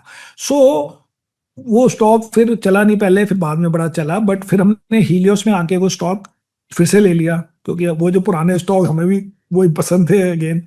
सो वी बॉट इट. तो उसके बाद 2000 पता नहीं 10-11 में बड़ी इंटेंसिव कंपटीशन हो गया, because all these guys got new licences. Reliance came, और उससे पहले बहुत सारे और थे, वो यूनिटेक, और फिर पता नहीं श्याम टेलीकॉम, फिर पता नहीं कौन कौन सारे लोग आए हुए थे. सो बिरला अलग था, AT&T व टाटा, पता नहीं कौन कौन से कॉम्बिनेशन थे. तो अब उस वक्त वो कहते थे कि एंड में तो विनर भारती होगा, क्योंकि भारती वाज द डोमिनेंट. लेकिन बीच में अब 10 आ गए हैं. अब हम कहते हैं हमें इंटेंसिटी और कंपटीशन नहीं पसंद. अब आप या तो सीधे 10 साल का गेम खेलो, कोई फर्क पड़ता है, एंड में भारती जीतेगा. हम कहते हैं ना, एंड में नहीं, जब एंड आने वाला होगा हमें फोन करना. तो हमने 11 to 18 उसको आउट कर दिया स्टॉक को. फिर जब वो सब खत्म हो गया, हमने बिल ले लिया. अब उसमें अगर बढ़ जाता घट जाता, लेकिन हमें वो कॉन्सेप्ट ही नहीं खेलना, because our logic is that you have to do odds. Odds क्या होते हैं? जैसे अगर आप कॉइन टॉस कर रहे हो, तो हेड का ऑड है 50%, टेल का ऑड है 50%. तो आपको कहेंगे जी बेट करो हमारे साथ, अगर आप जीत गए आपको 2 टाइम्स मिलेंगे. तो फेयर बेट, क्योंकि हाफ प्रोबेबिलिटी है और 2 टाइम्स पे ऑफ है. लेकिन अगर मैं खेलूं डाइस, तो क्या अगर 1 नंबर आ गया ना, आपको डबल पैसे दे दूंगा. हम कहें दिमाग खराब है, 1 का चांस है 1/6, तो 6 टाइम्स पैसे दे, 6 से थोड़े ज्यादा दे. So the point is, it is not enough कि 1/6 आप खेल लो, हो सकता है आपका नंबर आ जाए. आपका नंबर आ जाएगा तब आपको डबल मिलेंगे, but it was a wrong bet. So normally you will do badly if it is very competitive industry. But अगर वो चल गया तो अब चल गया, अब हम क्या कर सकते हैं इसका? We can control everything life, but the odds are against it. like we say today, large mutual fund, the odds are against that you will do well. अब आप समझो मैं क्या कह रहा हूँ. लेकिन if you do well, that is luck. उसका तो हम क्या कर सकते हैं. But odds के हिसाब से there is zero chance that you can outperform smaller guys who are equally smart. But anyway, so ये सारा गेम odds का है. तो odds के हिसाब से a competitive industry is not a good industry. A bad management is not a good investment. A bad valuation is not good. A bad history is not good. Very low growth is not. But once in a while, for some other reason या random luck of that guy or whatever, it will do well. उस पर दुखी नहीं हो सकते इस point पे. Sir आपने बताया कि स्टॉक महंगा नहीं होना चाहिए, तो कैसे आप डिसाइड करते हो कि स्टॉक महंगा नहीं है? हमारे पास तो जोमेटो भी है, क्योंकि हमारे पास तो हाँ। जोमेटो भी है. क्योंकि ये सब चीजें आपको अपने आप डिसाइड करनी है कि आप किस कॉन्टेक्स्ट में कर रहे हो इसको. फ्री में कोई आदमी कहेगा कि मैं इसको सीधे 3 साल आगे देख रहा हूं. कोई आदमी कहेगा कि मैं आज की अर्निंग देख रहा हूं. तो उसका हमने क्या किया हुआ है, when I was in Alliance also that was the logic, and वो हमने कि the analyst has to explain it to the fund manager कि वो किस कॉन्टेक्स्ट में देख रहा है. And it's between the fund manager and the analyst, because there is no answer. ये पी से नहीं काम हो सकता. किसी कंपनी में, जैसे हमने बहुत पहले वेस्ट लाइफ लिया था, which was McDonald India. It is, मतलब it's not actually McDonald owned, but it's a franchisee for McDonald for West and South. तो उसमें ना कोई प्रॉफिट है. अब तो थोड़ा कुछ हो गया, उसको तो कुछ भी नहीं था 2014, 15, 16 में. लेकिन अब आप मैकडोनल्ड के आपको राइट्स है, अब उसको कैसे वैल्यू करोगे? तो हमने कहा कि देखो जी, पहली बात तो ये ओन्ड नहीं है, बट अगर ओन्ड होता तो चलो उसको डबल गिन लेते. सब वो 100 रुपये है अभी उसकी वैल्यू, क्योंकि ओन नहीं है. लेकिन ओन के हिसाब से हम कैलकुलेट करेंगे, तो अज्यूम करो ओन्ड है, तो हमने उसको स्ट्रेट 50%, 100% प्रीमियम मिलेगा इस बात का कि मैकडॉनल्ड इज ओनर. तो 200 हो गया.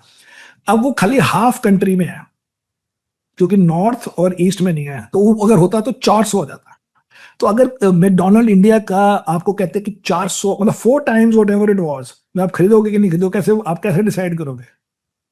तो हमने कहा इसमें सिंपल है, आप बाकी कंज्यूमर कंपनीज के इंडियन कंपनी के वो देखो परसेंट ऑफ द यूएस और global company. That means Procter and Gamble India divide by Procter and Gamble worldwide की मार्केट कैप का रेशियो क्या है, जब पता तो लगे. यूनिलीवर इंडिया का डिवाइड बाय यूनिलीवर, फिर आप कहोगे कोलगेट इंडिया बाय कोलगेट, फिर आप कहोगे ये वाला बाय व्हाटएवर, जो भी पेरेंट है. तो मोटा माटी इंडिया का मार्केट कैप 8 to 10% होता है, अनलेस कि बड़ा ऑब्सीन हो जैसे यूनिलीवर में, क्योंकि India is a very big part. Normally इतनी बड़ी Indian company relative to the parent नहीं होती, कितनी खाली यूनिलीवर बहुत ज्यादा है, आई थिंक 30-40% है, पता नहीं कितना है. तो फिर हमने कहा चलो आप ऐसे करो, बिग पिक्चर में करो कि consumer of India divide by consumer of US क्या रेशियो होना चाहिए. तो उसमें आ रहा था 1%. 1% तो बहुत सस्ता है. कंज्यूमर ऑफ इंडिया मतलब कि इंडिया में जीडीपी है 4 बिलियन. हाँ. अब नहीं, उस वक्त थी जो भी थी 3 बिलियन. हाँ. जो थी, तो 3 बिलियन में 60% इज द कंज्यूमर, बाकी वो गवर्नमेंट होती है. फिर okay. तो यूएस में इतना होता है. तो मेरा कहने का मतलब है कि उस वक्त उसकी मार्केट कैप थी when doubled and doubled twice. मतलब पहले डबल किया फॉर द फैक्ट कि इफ इट वाज ओन्ड, या पहले डबल कह लो for the fact that it was national, the second double for the fact that it was owned, which it was not. So उसके बाद it was 1% of McDonald world wide market cap. हमने कोई भी company India में अपने parent के खाली 1% पे नहीं ट्रेड हो रही है. एक भी नंबर नहीं है. और क्या पैसे बने शुरू में. तो ये किसी चीज का आंसर नहीं है. अब आजकल का मैं आपको पहले बता देता हूं, क्योंकि आई ओन द स्टॉक, ये वो क्या मजा आता है. ट्विटर में लोग बातें करते हैं कि जी ये तो खाली खाना डिलीवर करता है, या ये तो खाली ग्रोसरी डिलीवर करता है, दूसरा तो कार बनाता है. तो कार बनाने का हम क्या करें? हमें तो ये बताओ कि 2 करोड़ लोगों को देता है, और हर आदमी से 10 रुपए बनाने हैं, और वो 2 करोड़ के अगर 15 करोड़ हो गए, 10 के 12 रुपए, पैसे कितने बनेंगे? और आप रह नहीं सकते उसके बगैर, आप जी नहीं सकते, और आपसे ज्यादा पैसे नहीं लिए जा रहे, तो आपको तकलीफ क्या है? So point is, but now you have to stretch it here and there.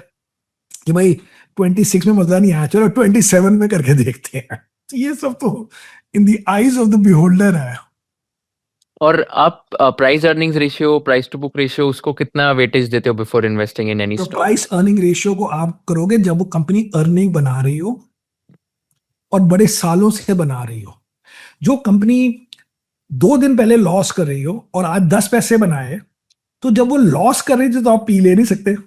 Correct. लेकिन जब उसने 10 पैसे बनाए, आपको 1000 मल्टीपल पे ट्रेड हो रहा है, तो ऐसे जोकरों के साथ तो क्या कोई डिस्कस करे। सो पी विल वर्क। आप 5-7 साल से प्रॉफिट बना रहे हो, तो अब आपकी अर्निंग इस रेंज में इससे 10-12-15% ग्रो होगी, तो वो earning is like a steady state earning.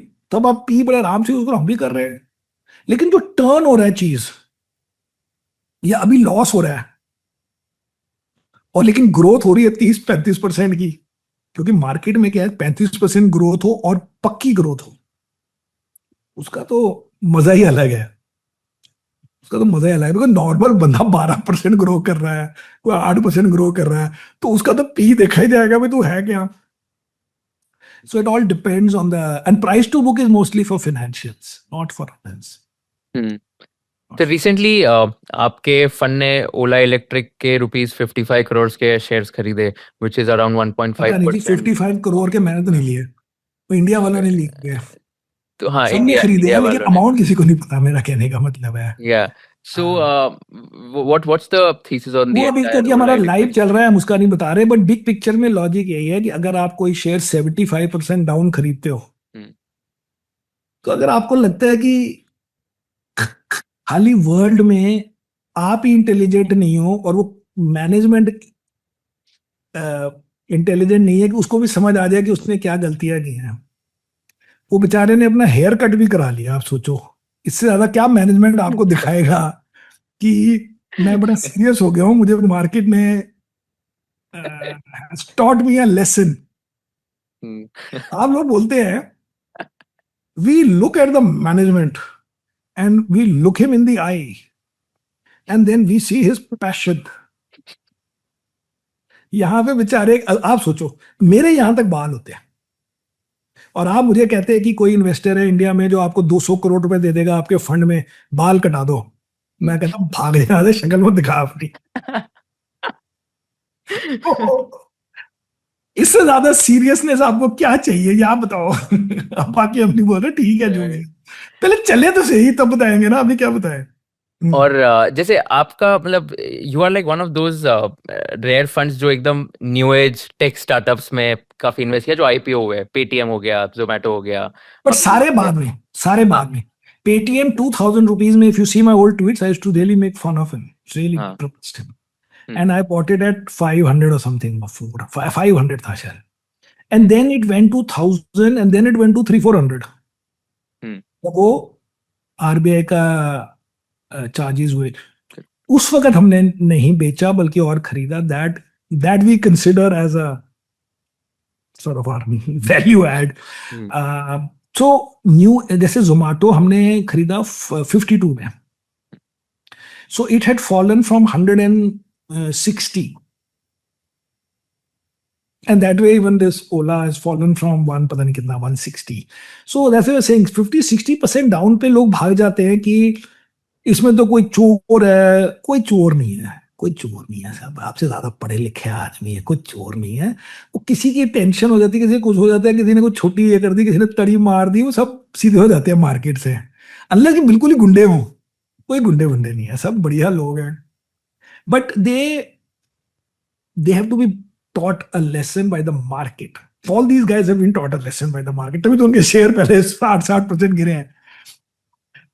पहले दो तो सीख गए हैं, ये भी मुझे लगता है सीख गया है, क्योंकि who knows। इसलिए आप ये देखो कि परसेंटेज अमाउंट बड़ा लिमिटेड होता है हमारा काम, 1.5-2% से शुरू होता है काम।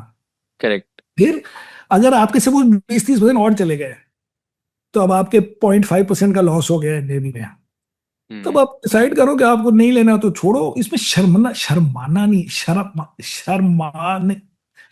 नहीं है कि भाई हर में बेच दिया है, लोग बोलेंगे इन्होंने तो कितनी पंटिंग करते हैं, लोग तो आ जाते हैं लेने के लिए, फिर बंदे आधे घंटे में बेच देते हैं। आधे घंटे में नहीं बेचना, 6-8-9 महीने में अगर प्रोग्रेस नहीं हो तो चले जाओ। इसलिए पहले से ही बोलना बेटर है कि जी ये हमारा स्टाइल है। अब क्या होता है, सपोज एक कंपनी बोले मार्केटिंग करने के लिए बंदे सारे सेम हैं, हमारे से जितने पढ़े लिखे हैं या कम, हम ना जी बड़े डीप थिंकर हैं, हम तो एक एक साल लगाते हैं कंपनी खरीदने में, हम तो पता नहीं कहां से निकल के आए हैं। सो अब आपने वो स्टॉक खरीदा बड़ी मेहनत से 3-4 हजार करोड़ का, क्योंकि बड़े बड़े फंड हैं, लेकिन आपकी कोई गलती नहीं है, लेकिन कंपनी में कोई गलती होगी या मार्केट में कोई गलती हो गई या कोई स्कैम, किसी सीईओ जिसके आपने आपके 10 मीटिंग की थी उसने भी कुछ नहीं किया, लेकिन वाइस सीईओ ने कुछ कर दिया, आप बेच ही नहीं सकते, क्योंकि आपने इमेज ही अपनी अलग बनाई हुई है कि मैं तो देख देख के लेता हूं। जो देख देख के लेते हो तो आपने बेचा कैसे? आपके ऊपर तो ऐसा अटैक होगा सोशल मीडिया में कि इसने तो बोला था कि ये तो साल लगाता है स्टॉक खरीदने में, इसने 3 दिन में स्टॉक कैसे बेच दिया? उसकी कोई गलती नहीं बेचारे की। इस चक्कर में वो बेचेंगे नहीं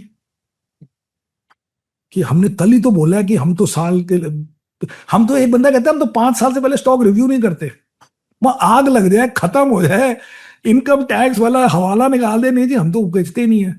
सो it's best to be upfront कि भैया ये मार्केट है, इसमें आपको 60% ही राइट होना होता है। हम कोशिश करते हैं कि हमारी एरर्स कम हो, लेकिन अगर एरर होगी आपकी तरफ नहीं देखेंगे। तो मेरे को एक अलायंस में है, I won't tell you the name of the stock, so I went to Calcutta. तो वो बंदा कहता है कि आपने ये स्टॉक तो बेच दिया, ये तो आपकी कोई पता नहीं 3rd-4th लार्जेस्ट होल्डिंग थी। मैंने कहा let me tell you one thing, when we buy stocks we buy them with the utmost conviction, and when we sell them with our utmost conviction. तो हम तो दोनों चीजों पूरी एनर्जी लगाते हैं।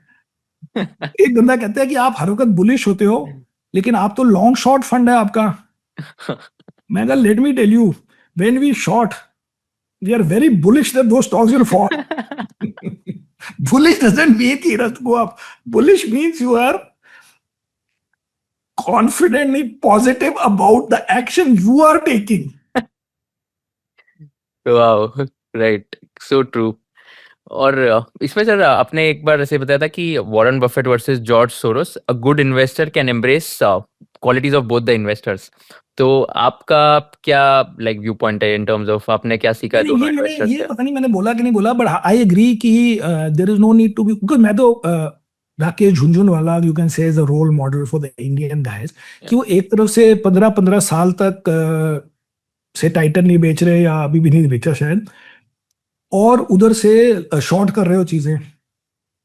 अब मैं भी 20 साल से यही कर रहा हूँ, क्योंकि मैं लॉन्ग शॉर्ट फंड रन करता हूँ, जिसमें कई स्टॉक्स हमारे 20 साल तो बड़े कम स्टॉक्स होंगे, मे बी HDFC बैंक छोड़ के कोई नहीं हुआ शायद, 1-2 और होंगे, बट भारतीय वगैरह बड़े सारे स्टॉक 2018 से अब नहीं हुआ, न्यू राउंड में, बीच में नहीं था ना, बट अदरवाइज शुरू में था। सो वो भी आप कह लो 7 ईयर उधर से हम शॉर्ट करते हैं for 3% move, 5% move, but mostly 10% अगर गिर जाए स्टॉक तो the dream. So we also do that, or I also do that now. But basically, it depends on the nature of the person. इसमें आप ये नहीं कह सकते हर आदमी को सोरोस बनने का वो है, लेकिन point is, I didn't mean Soros from the way he was doing macro. What I meant was कि you are bullish and long term and effectively retired on one side, ये तो पड़ा रहेगा, which I think he was not with Buffett is. And otherwise you are doing stock at a time. So have you met Warren Buffett? No, I have been to Omaha twice, but you can't meet him. These days it's too this thing. I wrote a letter to him, which I don't think reached him, because what happened, I think I tweeted that also. So mere real chacha went to Colombia. My dad, who was in government, sponsored him in 1950s or something, but he died.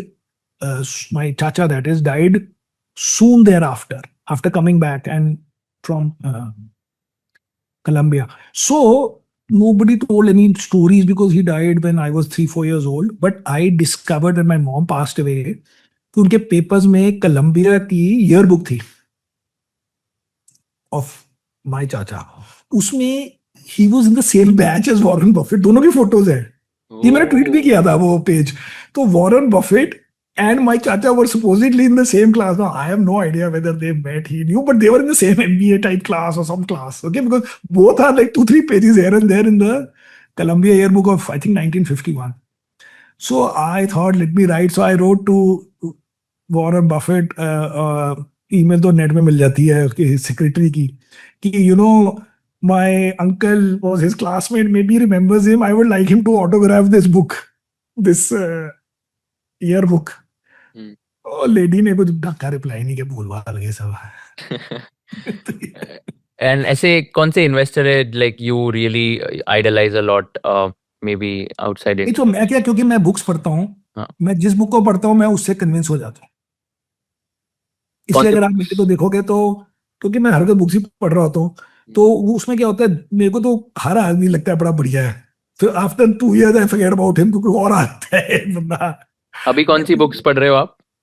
अभी ये मेरे सामने पड़ी हैं बड़ी सारी किताबें जो मैं फिर से पढ़ रहा हूँ. ये तो मैंने यही पढ़ी है टेबल पे.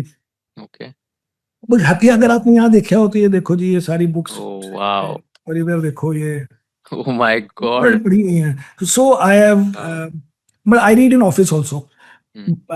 So the point is कि which books have influenced you in the long term without realizing. वो सबसे पहले 100% वॉरेन बफेट ही होता है, because 90s में तो सारी मैंने पहले वही पढ़ी थी. सेकेंड आप पढ़ते हो जैसे डेविड आइनहॉर्न था, जो था इसलिए बोल रहा हूँ बेचारा, क्योंकि आजकल उसका फंड ठीक नहीं चलता. ग्रीन लाइट कैपिटल, उसकी किताबें बहुत इंटरेस्टिंग है. बिल एक्मैन की किताब बड़ी इंटरेस्टिंग है. तो ये सब किताबों में it's not that you he is training you how to do something, but you are reading about different investors. तो सो जैसे द वन थिंग, ये सब चीजें फेमस किताबें and easy to read and good to absorb. But literally नहीं कोई आप note बना रहे हो कि अब ऐसे करूंगा, बट वो आपके दिमाग में आता रहता है, और अपने आप जब निकलना होगा तो निकलेगा, नहीं तो इसका मतलब it doesn't deserve to come out of the brain. और क्या. तो फेवरेट 3 बुक्स का नाम बताओ. लाइक फेवरेट 3 बुक्स में मैं कई बार बोल चुका हूँ जी. नंबर 1 बुक है the hello effect. Okay. So this book is saying that you can not know कि what is good management, what is good corporate governance, which is the most respected company. ये सब कहानी है based on the stock price. The stock price creates the halo effect. तो अगर आप Fortune में वो देखते हैं मोस्ट एडमायर्ड कंपनीज, वो उस साल के जो स्टॉक सबसे बेस्ट की होते हैं ना, उसको वो बंदे कह देते हैं मोस्ट एडमायर्ड. कोई स्टॉक 50% डाउन हो तो कोई नहीं बोलता उसकी मैनेजमेंट बड़ी अच्छी है या I really admire this company. वो होता ही नहीं है. स्टॉक की यू डेलिबरेटली वो होता ही नहीं है. सो इसलिए ये क्वालिटेटिव चीजें हैं कि एम्प्लॉय सेटिस्फैक्शन भी उसी कंपनी में होती है जो चल रही हो.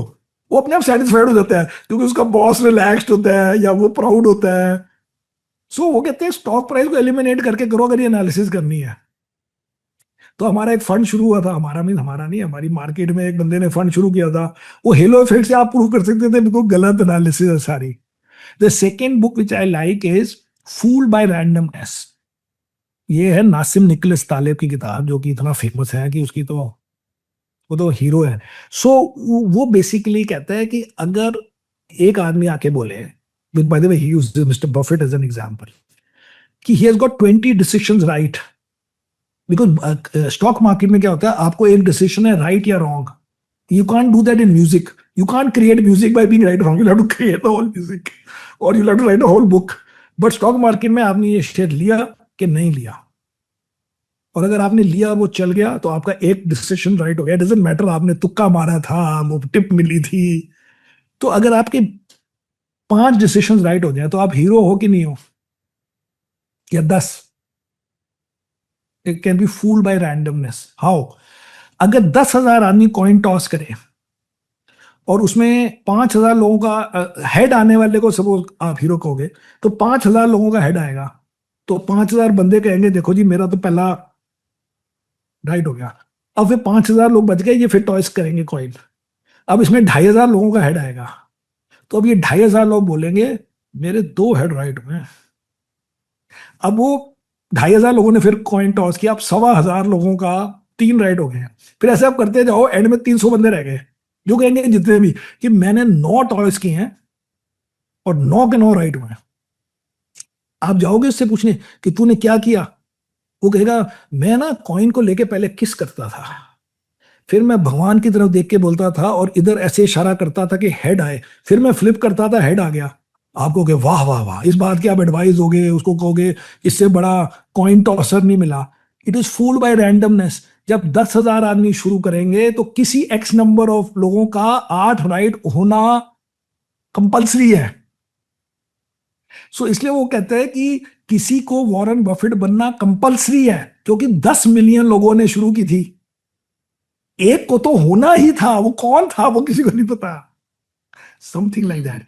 सो देयरफॉर ही सेज कि सोरोस इज अ बेटर क्या है, बिकॉज सोरोस छोटे छोटे 1 लाख डिसीजन लेता है। सपोज वो मुश्किल होते हैं कि आप 1 लाख में आपकी फ्रीक्वेंसी राइट हो। जिसने 10 डिसीजन लेनी है और 10 में से 6 राइट हो गए तो आप हीरो हो। किसी की रैंडमली भी हो सकती है। अभी एक बंदे ने इंडिया में फंड मैनेजर ने बुक लिखी है, उसने जिंदगी में 19 स्टॉक खरीदे हैं, उसने जिंदगी में 11 स्टॉक ठीक निकले, बुक लिखने गया। अभी तो तुक्का भी तो हो सकता है कि पहले आपके 11 ठीक निकला है 19 में से। 50 बार करके दिखाओ, 100 बार करके दिखाओ। तो इसलिए ये जो मार्केट टाइमिंग करते हैं लोग कि जी हम कैश रेज करते हैं, कैश रेज करने के मौके लाइफ में 40 साल की लाइफ में 4 बार आते हैं किसी के, ठीक है ना। तो आपका आप ट्रैक रिकॉर्ड किया इसमें, क्योंकि आपने 2 बार किया, वो आ गया, doesn't mean anything. Is like saying मैंने 2 स्टॉक खरीदे, दोनों मेरे ठीक हो गए, मैं तो सबसे बड़ा फंड मैनेजर हूं। ना ना ना, ये 100 बार करोगे, उसमें 70 टाइम्स राइट होगा तब हम मानेंगे। तो ये है, that is book, it's too good a book. I have read it 3-4 times. Everybody has to read it. Now that you tell me, I'm going to read it again after when I come back from my trip. But basically, these books are too good. Halo Effects I also have read 2-3 times, including during COVID times and all. And mister Rakesh Jhunjhunwala की अगर बात करते हैं तो what was your most memorable interaction with him? So वो क्या है, वो मेरे स्टॉक्स उनसे मैच नहीं होते थे, तो मुझे गालियां भी देते थे। एक्चुअली एक बार मुझे गाली दी उन्होंने, कोविड के बाद की बात होगी, तो आई थिंक टाटा स्टील की थी कि टाटा मोटर, ये दोनों उनके थे, मेरे पास ये सब होते नहीं थे। तो कहते हैं अबे डैश डैश डैश जिंदगी भर रोएगा, क्योंकि मैं नहीं ले रहा stock. So he was a cute guy. But I used to meet him not very, like once a year maybe. I used to go to his office in Nariman Point. And when he came to Singapore 2-3 times, I met him. Got it. He's a good guy. But when I came first time, when I moved from Mumbai to Singapore, so he did a farewell dinner for me on the top of now Trident, which was the Oberoi's in Nariman Point. तो एक उन्होंने मुझे लक्ष्मी जी के वो दिया था, अभी भी हमारे मंदिर में है यहाँ पे सिंगापुर में। सो लक्ष्मी जी का स्टैचू कह लें, जो भी कह लें, वो चंदनवुड के जो होते हैं कॉटेज एम्पोरियम वाले, वो दिए थे उन्होंने। Wow, very sweet. One thing about him is that if he had conviction on a stock, वो leverage लेके भी like full Yeah, yeah, throttle उसमें जाते थे. Like guts, basically courage and guts. That was Correct, correct, something which correct. separated him from the rest. And इसमें leverage की अगर बात करते हैं तो do you like recommend the young retail investors who are watching this leverage लेना चाहिए, नहीं लेना चाहिए while बिल्कुल नहीं। investing? Okay. I recommend to the young retail investor that he should stop investing and give me all his money and that for a very small amount. No, I'm serious. And he should concentrate on his career. Yeah. This is not a career. Of course, for 1% it might be a career also, because कोई ऐसा ना कि कोई world में smart trader ही नहीं है, but generally it is not profitable to be doing this full day yourself instead of doing a job and investing the money maybe 1% lower than what you could have got, but mostly you would not have got, because एक तो lonely business है। अगर आप अकेले कर रहे हो, हमारे लिए लोनली क्यों नहीं है, क्योंकि तो हमारी कंपनी है, उसमें यहाँ 10 आदमी है, इंडिया में 90 आदमी है। फिर क्योंकि कंपनी है या फंड है तो ब्रोकर आता है मिलने, एनालिस्ट आते हैं मिलने, या मैनेजमेंट आती है, या हम जाते हैं कॉन्फ्रेंस में। आप अकेले कमरे में बैठ के कर रहे हो, कौन आपसे बात करेगा रोज सुबह उठ के? आपने शुरू में ग्रुप भी बना लिया 5 आदमियों का, कहीं से एक्चुअल प्राइमरी इनपुट आ नहीं रही, तो आप यूट्यूब देख देख के थोड़ा करियर लाइफ कैसे निकाल दोगे? कोई जरूरत नहीं है निकालने की। आप ब्रोकर की कंपनी में काम करो अगर आपको कुछ आता है वैसे, but I don't think it's a career for everybody. खाली लोग ये सोचते हैं कि हमें अपना करंट बॉस नहीं पसंद, या हमें इसलिए मैं कर रहा हूँ, दैट इज नॉट इनफ। अभी आपका द बेस्ट। अब अभी क्या AUM होगा सर आपका टोटल? अब हमारा हो गया 1.6 billion. Oh wow, nice. And आपके टोटल करियर में राइट फ्रॉम 90s के आपका परसेंटेज CAGR आपने कभी कैलकुलेट किया होगा? हमने पूरा किया जी। हमने एक्चुअली अगर आप टाइप करें अपने आप, हम्म। तो मनी कंट्रोल में एक आर्टिकल आया था, उसने डेटा निकाला था। You can type and see track record of Sameer Arora. 24% CAGR था जब मैंने देखा था। 24% and the market is in 13%, yeah. Got it. और ये 24% कितने टाइम? 96, 96 है। Oh wow, so you are doubling your money every 3 years. So that shows that the NAVs are more than 550 times or something. Wow, that's phenomenal. अभी आपका sector thesis क्या होगा sir? Like कौन से 2-3 सेक्टर्स आप bullish हो India में? क्या इंडिया में 2-3 सेक्टर तो आप ऐसे बोल रहे हो जैसे 50 सेक्टर हो। कि 3 ही सेक्टर होते हैं वर्ल्ड में, बाकी सब टाइम पास होता है। वो 3 सेक्टर होते हैं, टेक्नोलॉजी, कंज्यूमर और फाइनेंशियल। कमोडिटी वगैरह होते होंगे, हमने तो कभी जिंदगी में किया नहीं, लेकिन अगर जिसका होता भी है वो 5% के बदले 8% करता है। कोई आदमी 40% कमोडिटी में कभी नहीं डाले। बट आप 30-40 IT में भी डाल सकते हो, 30-40 कंज्यूमर में डालते हो, 30-40 फाइनेंस। तो ये 3 सेक्टर है, बाकी छोटे छोटी बातें हैं। फार्मा में कोई आदमी ने 25% कभी नहीं डाला होगा, वो कहेगा मेरे 12% है, 8% है, ओके मोस्ट वेलकम। सो 3 सेक्टर्स में आजकल हमारा, क्योंकि हम नेक्स्ट 1 और 2 ईयर्स को इंपॉर्टेंस देते हैं, तो हमारा IT बड़ा कम है, नियर 0। सो वो बाकी जगह चले गए हैं, बाकी ठीक है। कंज्यूमर को you have to define it broadly. Consumer does not mean ये कंज्यूमर स्टेपल टाइप। हम उसमें डालेंगे ये हमारे फूड डिलीवरी, हम उसमें डालेंगे ऑटो फॉर कंज्यूमर, हम डालेंगे travel, hotel, airline, broad consumer की जो स्पेंडिंग से हो रहा है, नॉट कंज्यूमर एज इन। कई लोग कहेंगे ऑटो अलग है, या कोई कहेगा हॉस्पिटैलिटी एंड टूरिज्म, वो सब हमारे लिए सब कंज्यूमर है एज फार एज। और बैंकिंग फाइनेंशियल सर्विसेज वो फाइनेंशियल सेक्टर हो गया। हाँ, तो ये दोनों हमेशा रहेंगे, क्योंकि तीसरा जो खाली हो गया। तो इस पे like even in India you think like BFSI is going to be No, BFSI has always been good, and I've been overweight literally every day for 30 years because of these HDFC Bank, Kotak Bank, and all. But generally, for example, we bought ICICI, of course, many times, but the last continuous purchase, continuously held, is from 2018, as soon as the new CEO came. तो उसके एक quarter बाद ले लिया था, because हम कम लेते हैं ना शुरू में, इसलिए हम अर्ली हो जाते हैं जिसमें हो जाते हैं। ये नहीं कि हम ये नहीं वेट करते ना। सो एक और पॉइंट, लोग कहते हैं कि आपके 10 स्टॉक हो रहे थे, सपोज 15, जो भी कॉन्सेंट्रेटेड, मैं कॉन्सेंट्रेटेड नहीं करता ना, तो let me explain why.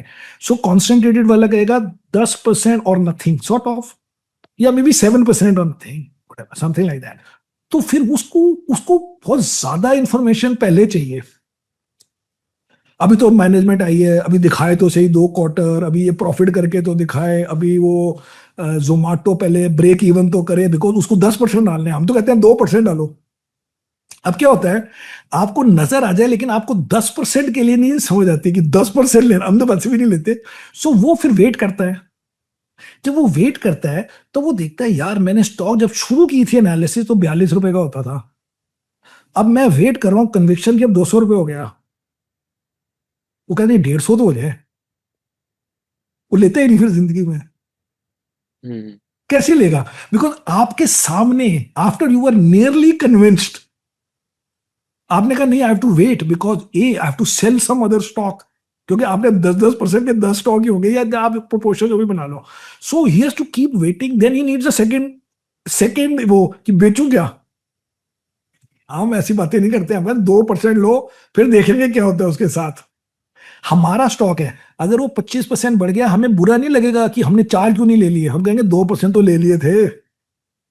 Then it is our stock. When it is our stock, I can add to it. Why should I add to another guy's stock? मैं कहूंगा वो तो समीर ने 52 में लिया, मैं क्यों 250 रुपए में लूं गई? Even though now all your requirements are met, but you will not buy because somebody else has bought it before you. These are all psychological things for surviving 30 years. You have to be in control कि हमारे पास है, चाहे हो 2%.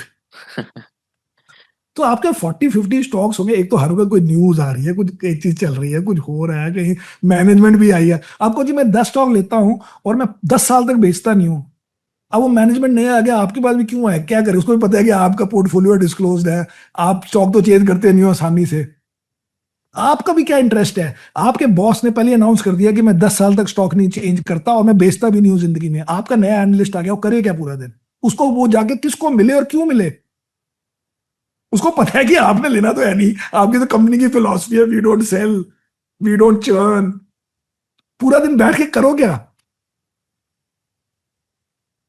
आपको excitement भी तो life में चाहिए, डे टू डे आपको कोई आपकी न्यूज आ रही है आपकी कंपनी की, ये हो रहा है वो हो रहा है, वो 2% का स्टॉक 10% बढ़ गया, कहते हैं वाह वाह मजा आ गया आज तो, हम्म, there are many ways of skinning the cat, but it has to be practical. right. Any thoughts on sectors like CDMO, textiles, So infrastructure? we have textile also. Hmm. We have textile also, but वो obviously because of Mr. Trump वो दोनों गिर गए हैं. But again वो दोनों का individual weight होगा 1.5%. अब कम हो गया होगा क्योंकि 25% गिर गया है खुद आज तो, but we are not adding right now, obviously right now there is high uncertainty. CDMO में भी पहले थे हमारे पास, अभी कोई खास नहीं है, but as a concept it is right, concept. But मेरे को ना ये चीजें, मैं मतलब एक तरीके से मैक्रो इन्वेस्टर हूँ, बट मैक्रो में जब सुपर माइक्रो तो फिर माइक्रो डिसीजन है, यू कांट जैसे सीडीएमओ पसंद है तो पहला ले लो. So this mostly will be driven by the analyst saying कि ये वाले में ये एंगल है, इसमें ये क्लाइंट है, इसमें ये वो है, तब वो बड़ा मुश्किल काम है, तो मेरे टाइप का स्टॉक सेक्टर नहीं है pharma sector. So pharma sector therefore is driven more by analyst on a micro basis, and I am a macro type of guy. तो बिग पिक्चर में ले लो, उसके बाद वो एनालिस्ट भी बोलता रहेगा ठीक है. तो आपने बताया काफी सारे अलग अलग लोग होते हैं जो एक एक साल लगाते हैं स्टॉक्स लेने में, एनालिसिस करते हैं, तो आप ऑन एन एवरेज कितना टाइम लगाते हो before taking a decision invest करना तो है? अब क्या है कि क्योंकि वो अनलेस कि वो नया स्टॉक तो सारे हमने देखे हुए हैं, सो अब हम कितना टाइम लगाएंगे in a completely new name which we have never heard of before. वो sometimes you have to do it very fast, वो आईपीओ आ रहा है उसमें आपने एंकर के लिए अप्लाई करना है कि नहीं करना है, so you will have to do it in 3-4 days. या बट अदरवाइज अगर आप वैसे कहो तो अब क्या ये सब मार्केटिंग है, क्योंकि अगर मैं कोई स्टॉक खरीदूं जो एक्चुअली 90 से लिस्टेड है, suppose today I buy ITC which I bought in between, but now so I can say you know I bought this stock, I have been covering और at least knowing about the stock for 30 years. उसका मतलब क्या बात का, जो भी पुरानी company है, in some sense we have been covering it for 30 years. Some analyst in our firm has been covering it for 30 years. ये तो ड्रामेबाजी है. Bottom line is no stock should take you more than 5-7 days इसमें. And आपने बताया 10% of your asset allocation is in gold. Gold पे क्या view point है आपका अभी at present? So right now I am very not bullish on gold. I have been bullish also, but even now you can say bullish. The way to interpret it is that if there is any threat in the world, that threat is that the US dollar is under attack, or your dollar in US is under attack in terms of very high debt. And अभी मैंने एक book पढ़ी, When Countries Go Broke, written by Ray Dalio, the hedge fund manager. तो वो book ही इस topic के ऊपर है कि उसके टाइम आ गया है. This year the currency is depreciated 9-10%, that is dollar against DXY. तो उसका इलाज क्या है, सारा कुछ ही डॉलर में चल रहा है. सेकेंडली कंट्रीज, मतलब कंट्रीज आर बाइंग, या उनके central banks are buying gold. अगर आप अभी गूगल में टाइप करें कि gold bought by central banks this year या लास्ट ईयर, वो आएगा कोई 1100 टन्स 1200 टन्स.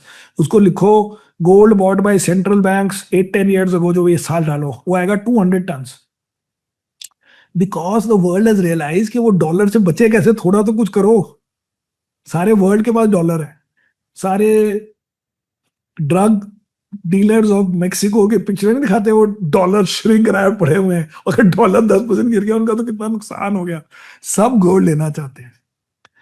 थर्डली जैसे रशिया था, रशिया के कोई $190 billion यूरोप में अटक गए क्योंकि वो डॉलर थे. तो उस डॉलर पे अब वो यूरोप कह रहे हैं, यूरोप नहीं कह रहा, मतलब कुछ लोग यूरोप में कह रहे हैं कि ये डॉलर मार लो रशिया के और उससे यूक्रेन को रीबिल्ड करो. अभी क्या कर रहे हैं, जो इंटरेस्ट है on that dollar which is about 5-10 billion dollars a year, वो यूक्रेन का लोन टू यूरोप रीपे करने के लिए यूज हो रहा है। बट जो एक्चुअल अबाउट 200 बिलियन रशिया के हैं, वो ऑब्वियसली रशिया को वापस नहीं किए, बट मारे भी नहीं है, in the sense that they have not told Russia have a nice day. It is still lying, you can say, in escrow, whatever is the word. अगर गलती से या जोश में वो बोले कि भैया sorry, thank you very much, your $200 billion is being used to repay Ukraine's liabilities, कोई सॉवरन गोल्ड खरीदेगा, सॉरी डॉलर खरीदेगा?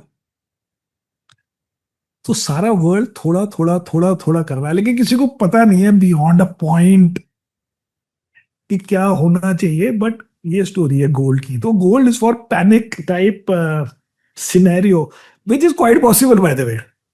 Quite possible means it is not zero probability in it. अभी तो सब इन्वेस्टर्स का यही ना कि बहुत रैली हुआ गोल्ड में। वो I agree, Yeah. So that's why I also agree with that. Actually हमारे फंड में हमने 10% गोल्ड कर दिया था, ग्लोबल फंड। अब उसमें 5 है।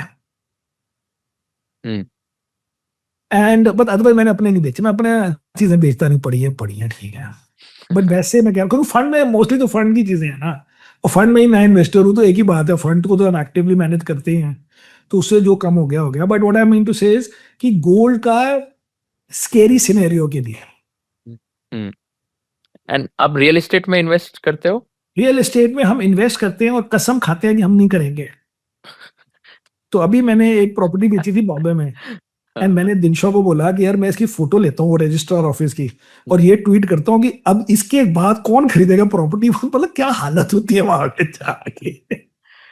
तो मेरा जो रिटर्न था जी, आपको ये बता दूं कि 2013 में मैंने ली थी बॉम्बे में, बट पैसे दिए थे खाली 20%, बाकी बाद में दिए। सो बट जो प्राइस थी वो 12 years later cumulative premium is 6%, not annualized, not Oh annualized, my God. total। लेकिन क्योंकि 80% पैसे मैंने, क्योंकि उसकी वो दी थी 2080, तो 1 साल पहले ही दिए थे। But total return on the 20% is total 6%, and on the other one is in 1 year 6%, because price the same thing that you paid later. समझ गया, मतलब जस्ट हाँ sorry go ahead. So that's what it is. नहीं मतलब just example से मैं समझ रहा हूँ, तो अगर सपोज So मैंने 22,000 रुपीज में ली थी वो पंट मारने के लिए, तो I paid 20% and 80% I had to pay when delivered. Okay, listed company का ही है वो बिल्डिंग। सो फिर मैंने बड़ी मुश्किल से पैर पकड़ के बिक गई है। टोटल जो पैसे मिले हैं, जो 22,000 ली थी, वो बेबी 23,000 बिकी है वो, सोच। Oh my God. एंड बड़ा खुश हूं मैं, बिकॉज मिस्टर ईरानी के पास भी है जो अभी तक नहीं बिकी। बाद में पता लगा मेरा व्यू बेटर है उनसे, तो मेरी बिक गई है, उसकी अभी भी नहीं बिकी है, एंड ही इज डेस्परेट। आपको 2% डिस्काउंट मिलेगा उसके, अगर आप उससे खरीदेंगे उसी बिल्डिंग में। तो मैं तो रियल एस्टेट ले नहीं रहा, बट जो है वो है। बट ये रेसिडेंशियल होगा ना? या correct. I think commercial real estate में तो भी बेटर रिटर्न्स है, like as compared to residential, right? Thank you very much. नहीं थैंक यू वेरी मच। मतलब मैं तो rental yields plus property appreciation के हिसाब से सोच रहा हूँ। Got it, fair. बट आपके ट्विटर की अगर बस थोड़ी लास्टली डिस्कस करें, तो like you are like one of the most followed person on Twitter. You have 5.5 lakh followers, like celebrity. अब तो 6 लाख होने वाले हैं। 6 लाख होने वाले क्या? 590 है शायद। अच्छा 590, क्या बात है। तो इस पे like just can you talk about your Twitter journey? What has been the most maybe viral tweet of yours, funniest tweet, क्या कैसे हुआ है ट्विटर का? ये नहीं मुझे पता, बट मेरे आजकल ट्वीट वायरल में अच्छे 1-2 लाख हो जाते हैं। बट द पॉइंट इज, मैं पहले लोगों को बोलता हूँ कि मेरा ट्विटर से बहुत टाइम बचता है, क्योंकि लोग कहते हैं हम ट्विटर में टाइम वेस्ट करते हो। मैं कहा बिल्कुल गलत। बिकॉज पहले क्या होता था, क्योंकि मेरे को पता नहीं क्यों दिमाग में फट्टे बड़े आते हैं। So I used to, now if you think of a फट्टा, now what are you supposed to do with it? So I used to call up 10 guys and tell them that फट्टा, और I will tell them call me अगर broker है, फिर वो phone करे क्या बात है, मेरे को ये फट्टा सुनाना था। Not that there was some great discussion to be had, but some pulling somebody's leg, some bloody joke. So now you think of it, you tweet it, and off you go in life, and you're back to. So it is saving time rather than because it gets it out of your system. And in terms of because you can say CNBC. So I've been coming for 20 years plus, every month, 2 months, whatever. अब mutual fund अब शुरू हुआ, मेरे को थोड़ा पता था 10 साल पहले कि मैं म्यूचुअल फंड करूंगा या 15 साल पहले वो करता था मैं, because I just like to talk whatever. So Twitter is just a written expression of this talking that I like to do. It's nothing that I treat it separately, but it is a good tool for people like me who want to get something out of their system. Do you recall like सबसे आपका best tweet या favourite tweet क्या था, क्या comments थे वगैरह? And but comments में I am sure like lot of people would comment some of the other things. Sometimes कोई So what happens is that I like to because you know यहाँ पे traveling time बड़ा कम है, मैं कभी car में आ रहा हूँ, मैं फटफट करके रिप्लाई भी करता हूँ, सब कुछ करता हूँ. I like to be, but by the way I am a public guy at large, in the sense when I used to do mutual fund now also, but पहले अलग होता था. We would do events where every day there'd be 500 people, 1000 people in the crowd. And very beginning में I used to be scared for first 3-4 months of my life कि यार बोलना है सबके सामने. उसके बाद मुझे मजा ही नहीं आता था कि खाली 200 लोग हैं क्राउड में, 500 होने चाहिए. तो I like I'm a politician. I like the crowd. What is the weirdest direct message on Twitter that you have received? ऐसा कोई है, याद है आपको? But मैं ब्लॉग भी बड़े किए हैं. ब्लॉग तो बहुत करता हूँ. हाँ. मतलब महीने में 50 5-10 ब्लॉग तो क्योंकि मैं कहता हूँ कि मैं थी अच्छे वाले ट्वीट कर रहा हूँ और तुम मेरे को मजाक उड़ा रहे हो, मतलब मेरा मजाक उड़ा रहे हो या मेरी बेइज्जती कर रहे हो या मुझे ऐसे ट्रीट कर रहे हो, तो मैं भाग जाओ. मैंने इतनी मेहनत से, तो मेहनत नहीं होती बट मैंने अपनी तरफ आपके लिए मैंने मेहनत करी है ट्वीट करने के लिए. सर एक बात बताओ, ये बहुत ही फनी था मेरे लिए जब मैंने पढ़ा. मेरे को तो बस ये जानना है कि आप इतने मतलब कहाँ से आते हैं. सो अक्षत Srivastava had tweeted anything that gets super popular is almost never a good investment and you replied that you are quite popular yourself. ये तो नया वाला है, ये तो नया है. तो आप कहाँ से इतना विटी का ह्यूमर कहाँ से आता है? मेरा एक और रूल है.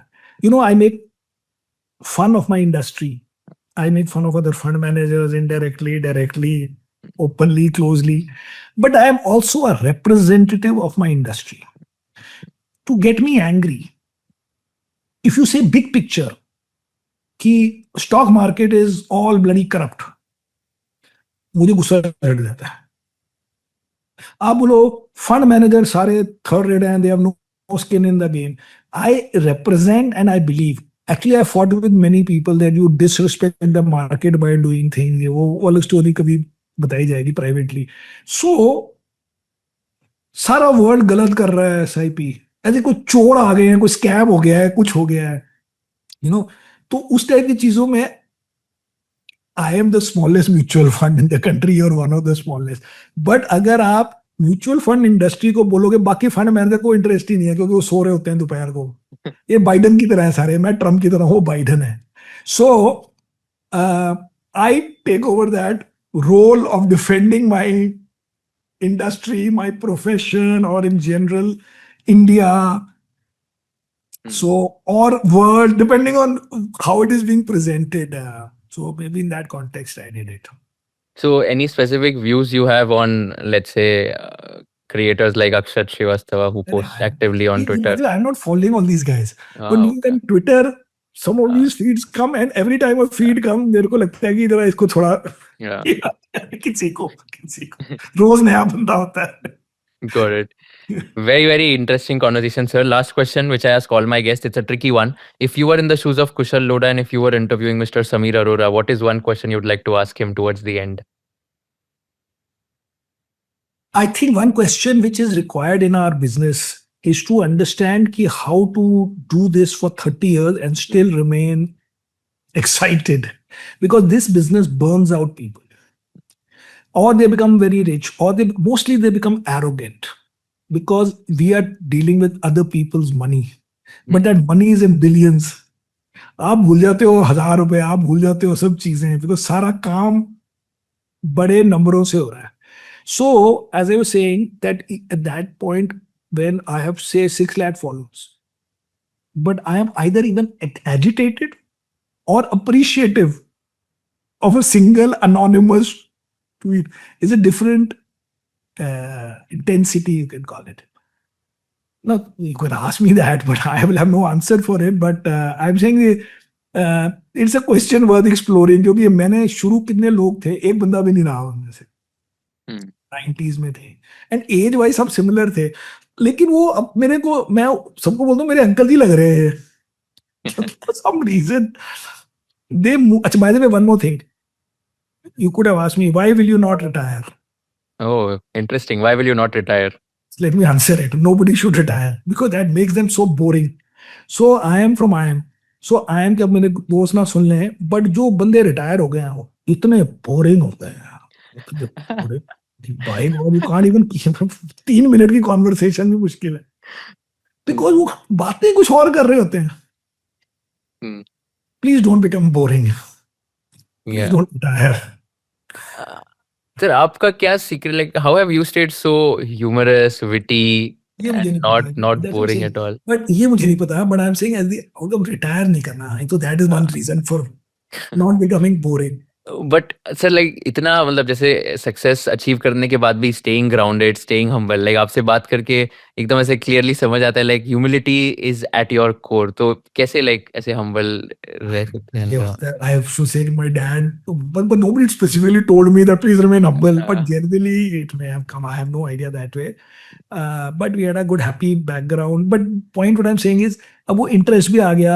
मुझे लगता है book से भी मैं young रहा हूँ, movies से young रहा हूँ, because I have young people's taste in that sense.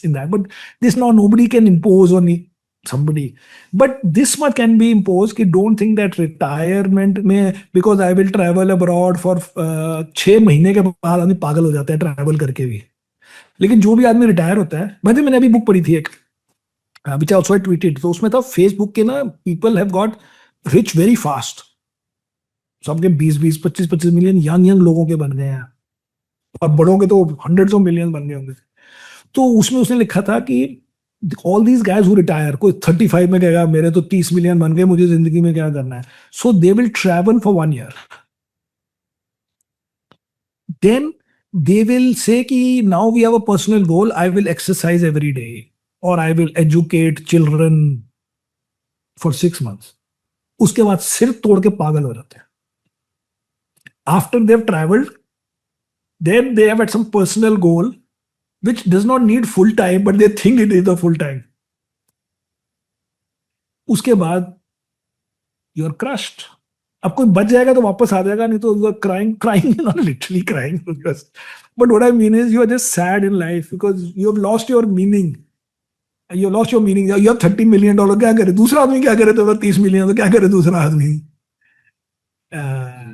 So I say to everybody, do not retire and do not trade full time. Do a job because you need people, you need this, and money should be employed in investing or in equities.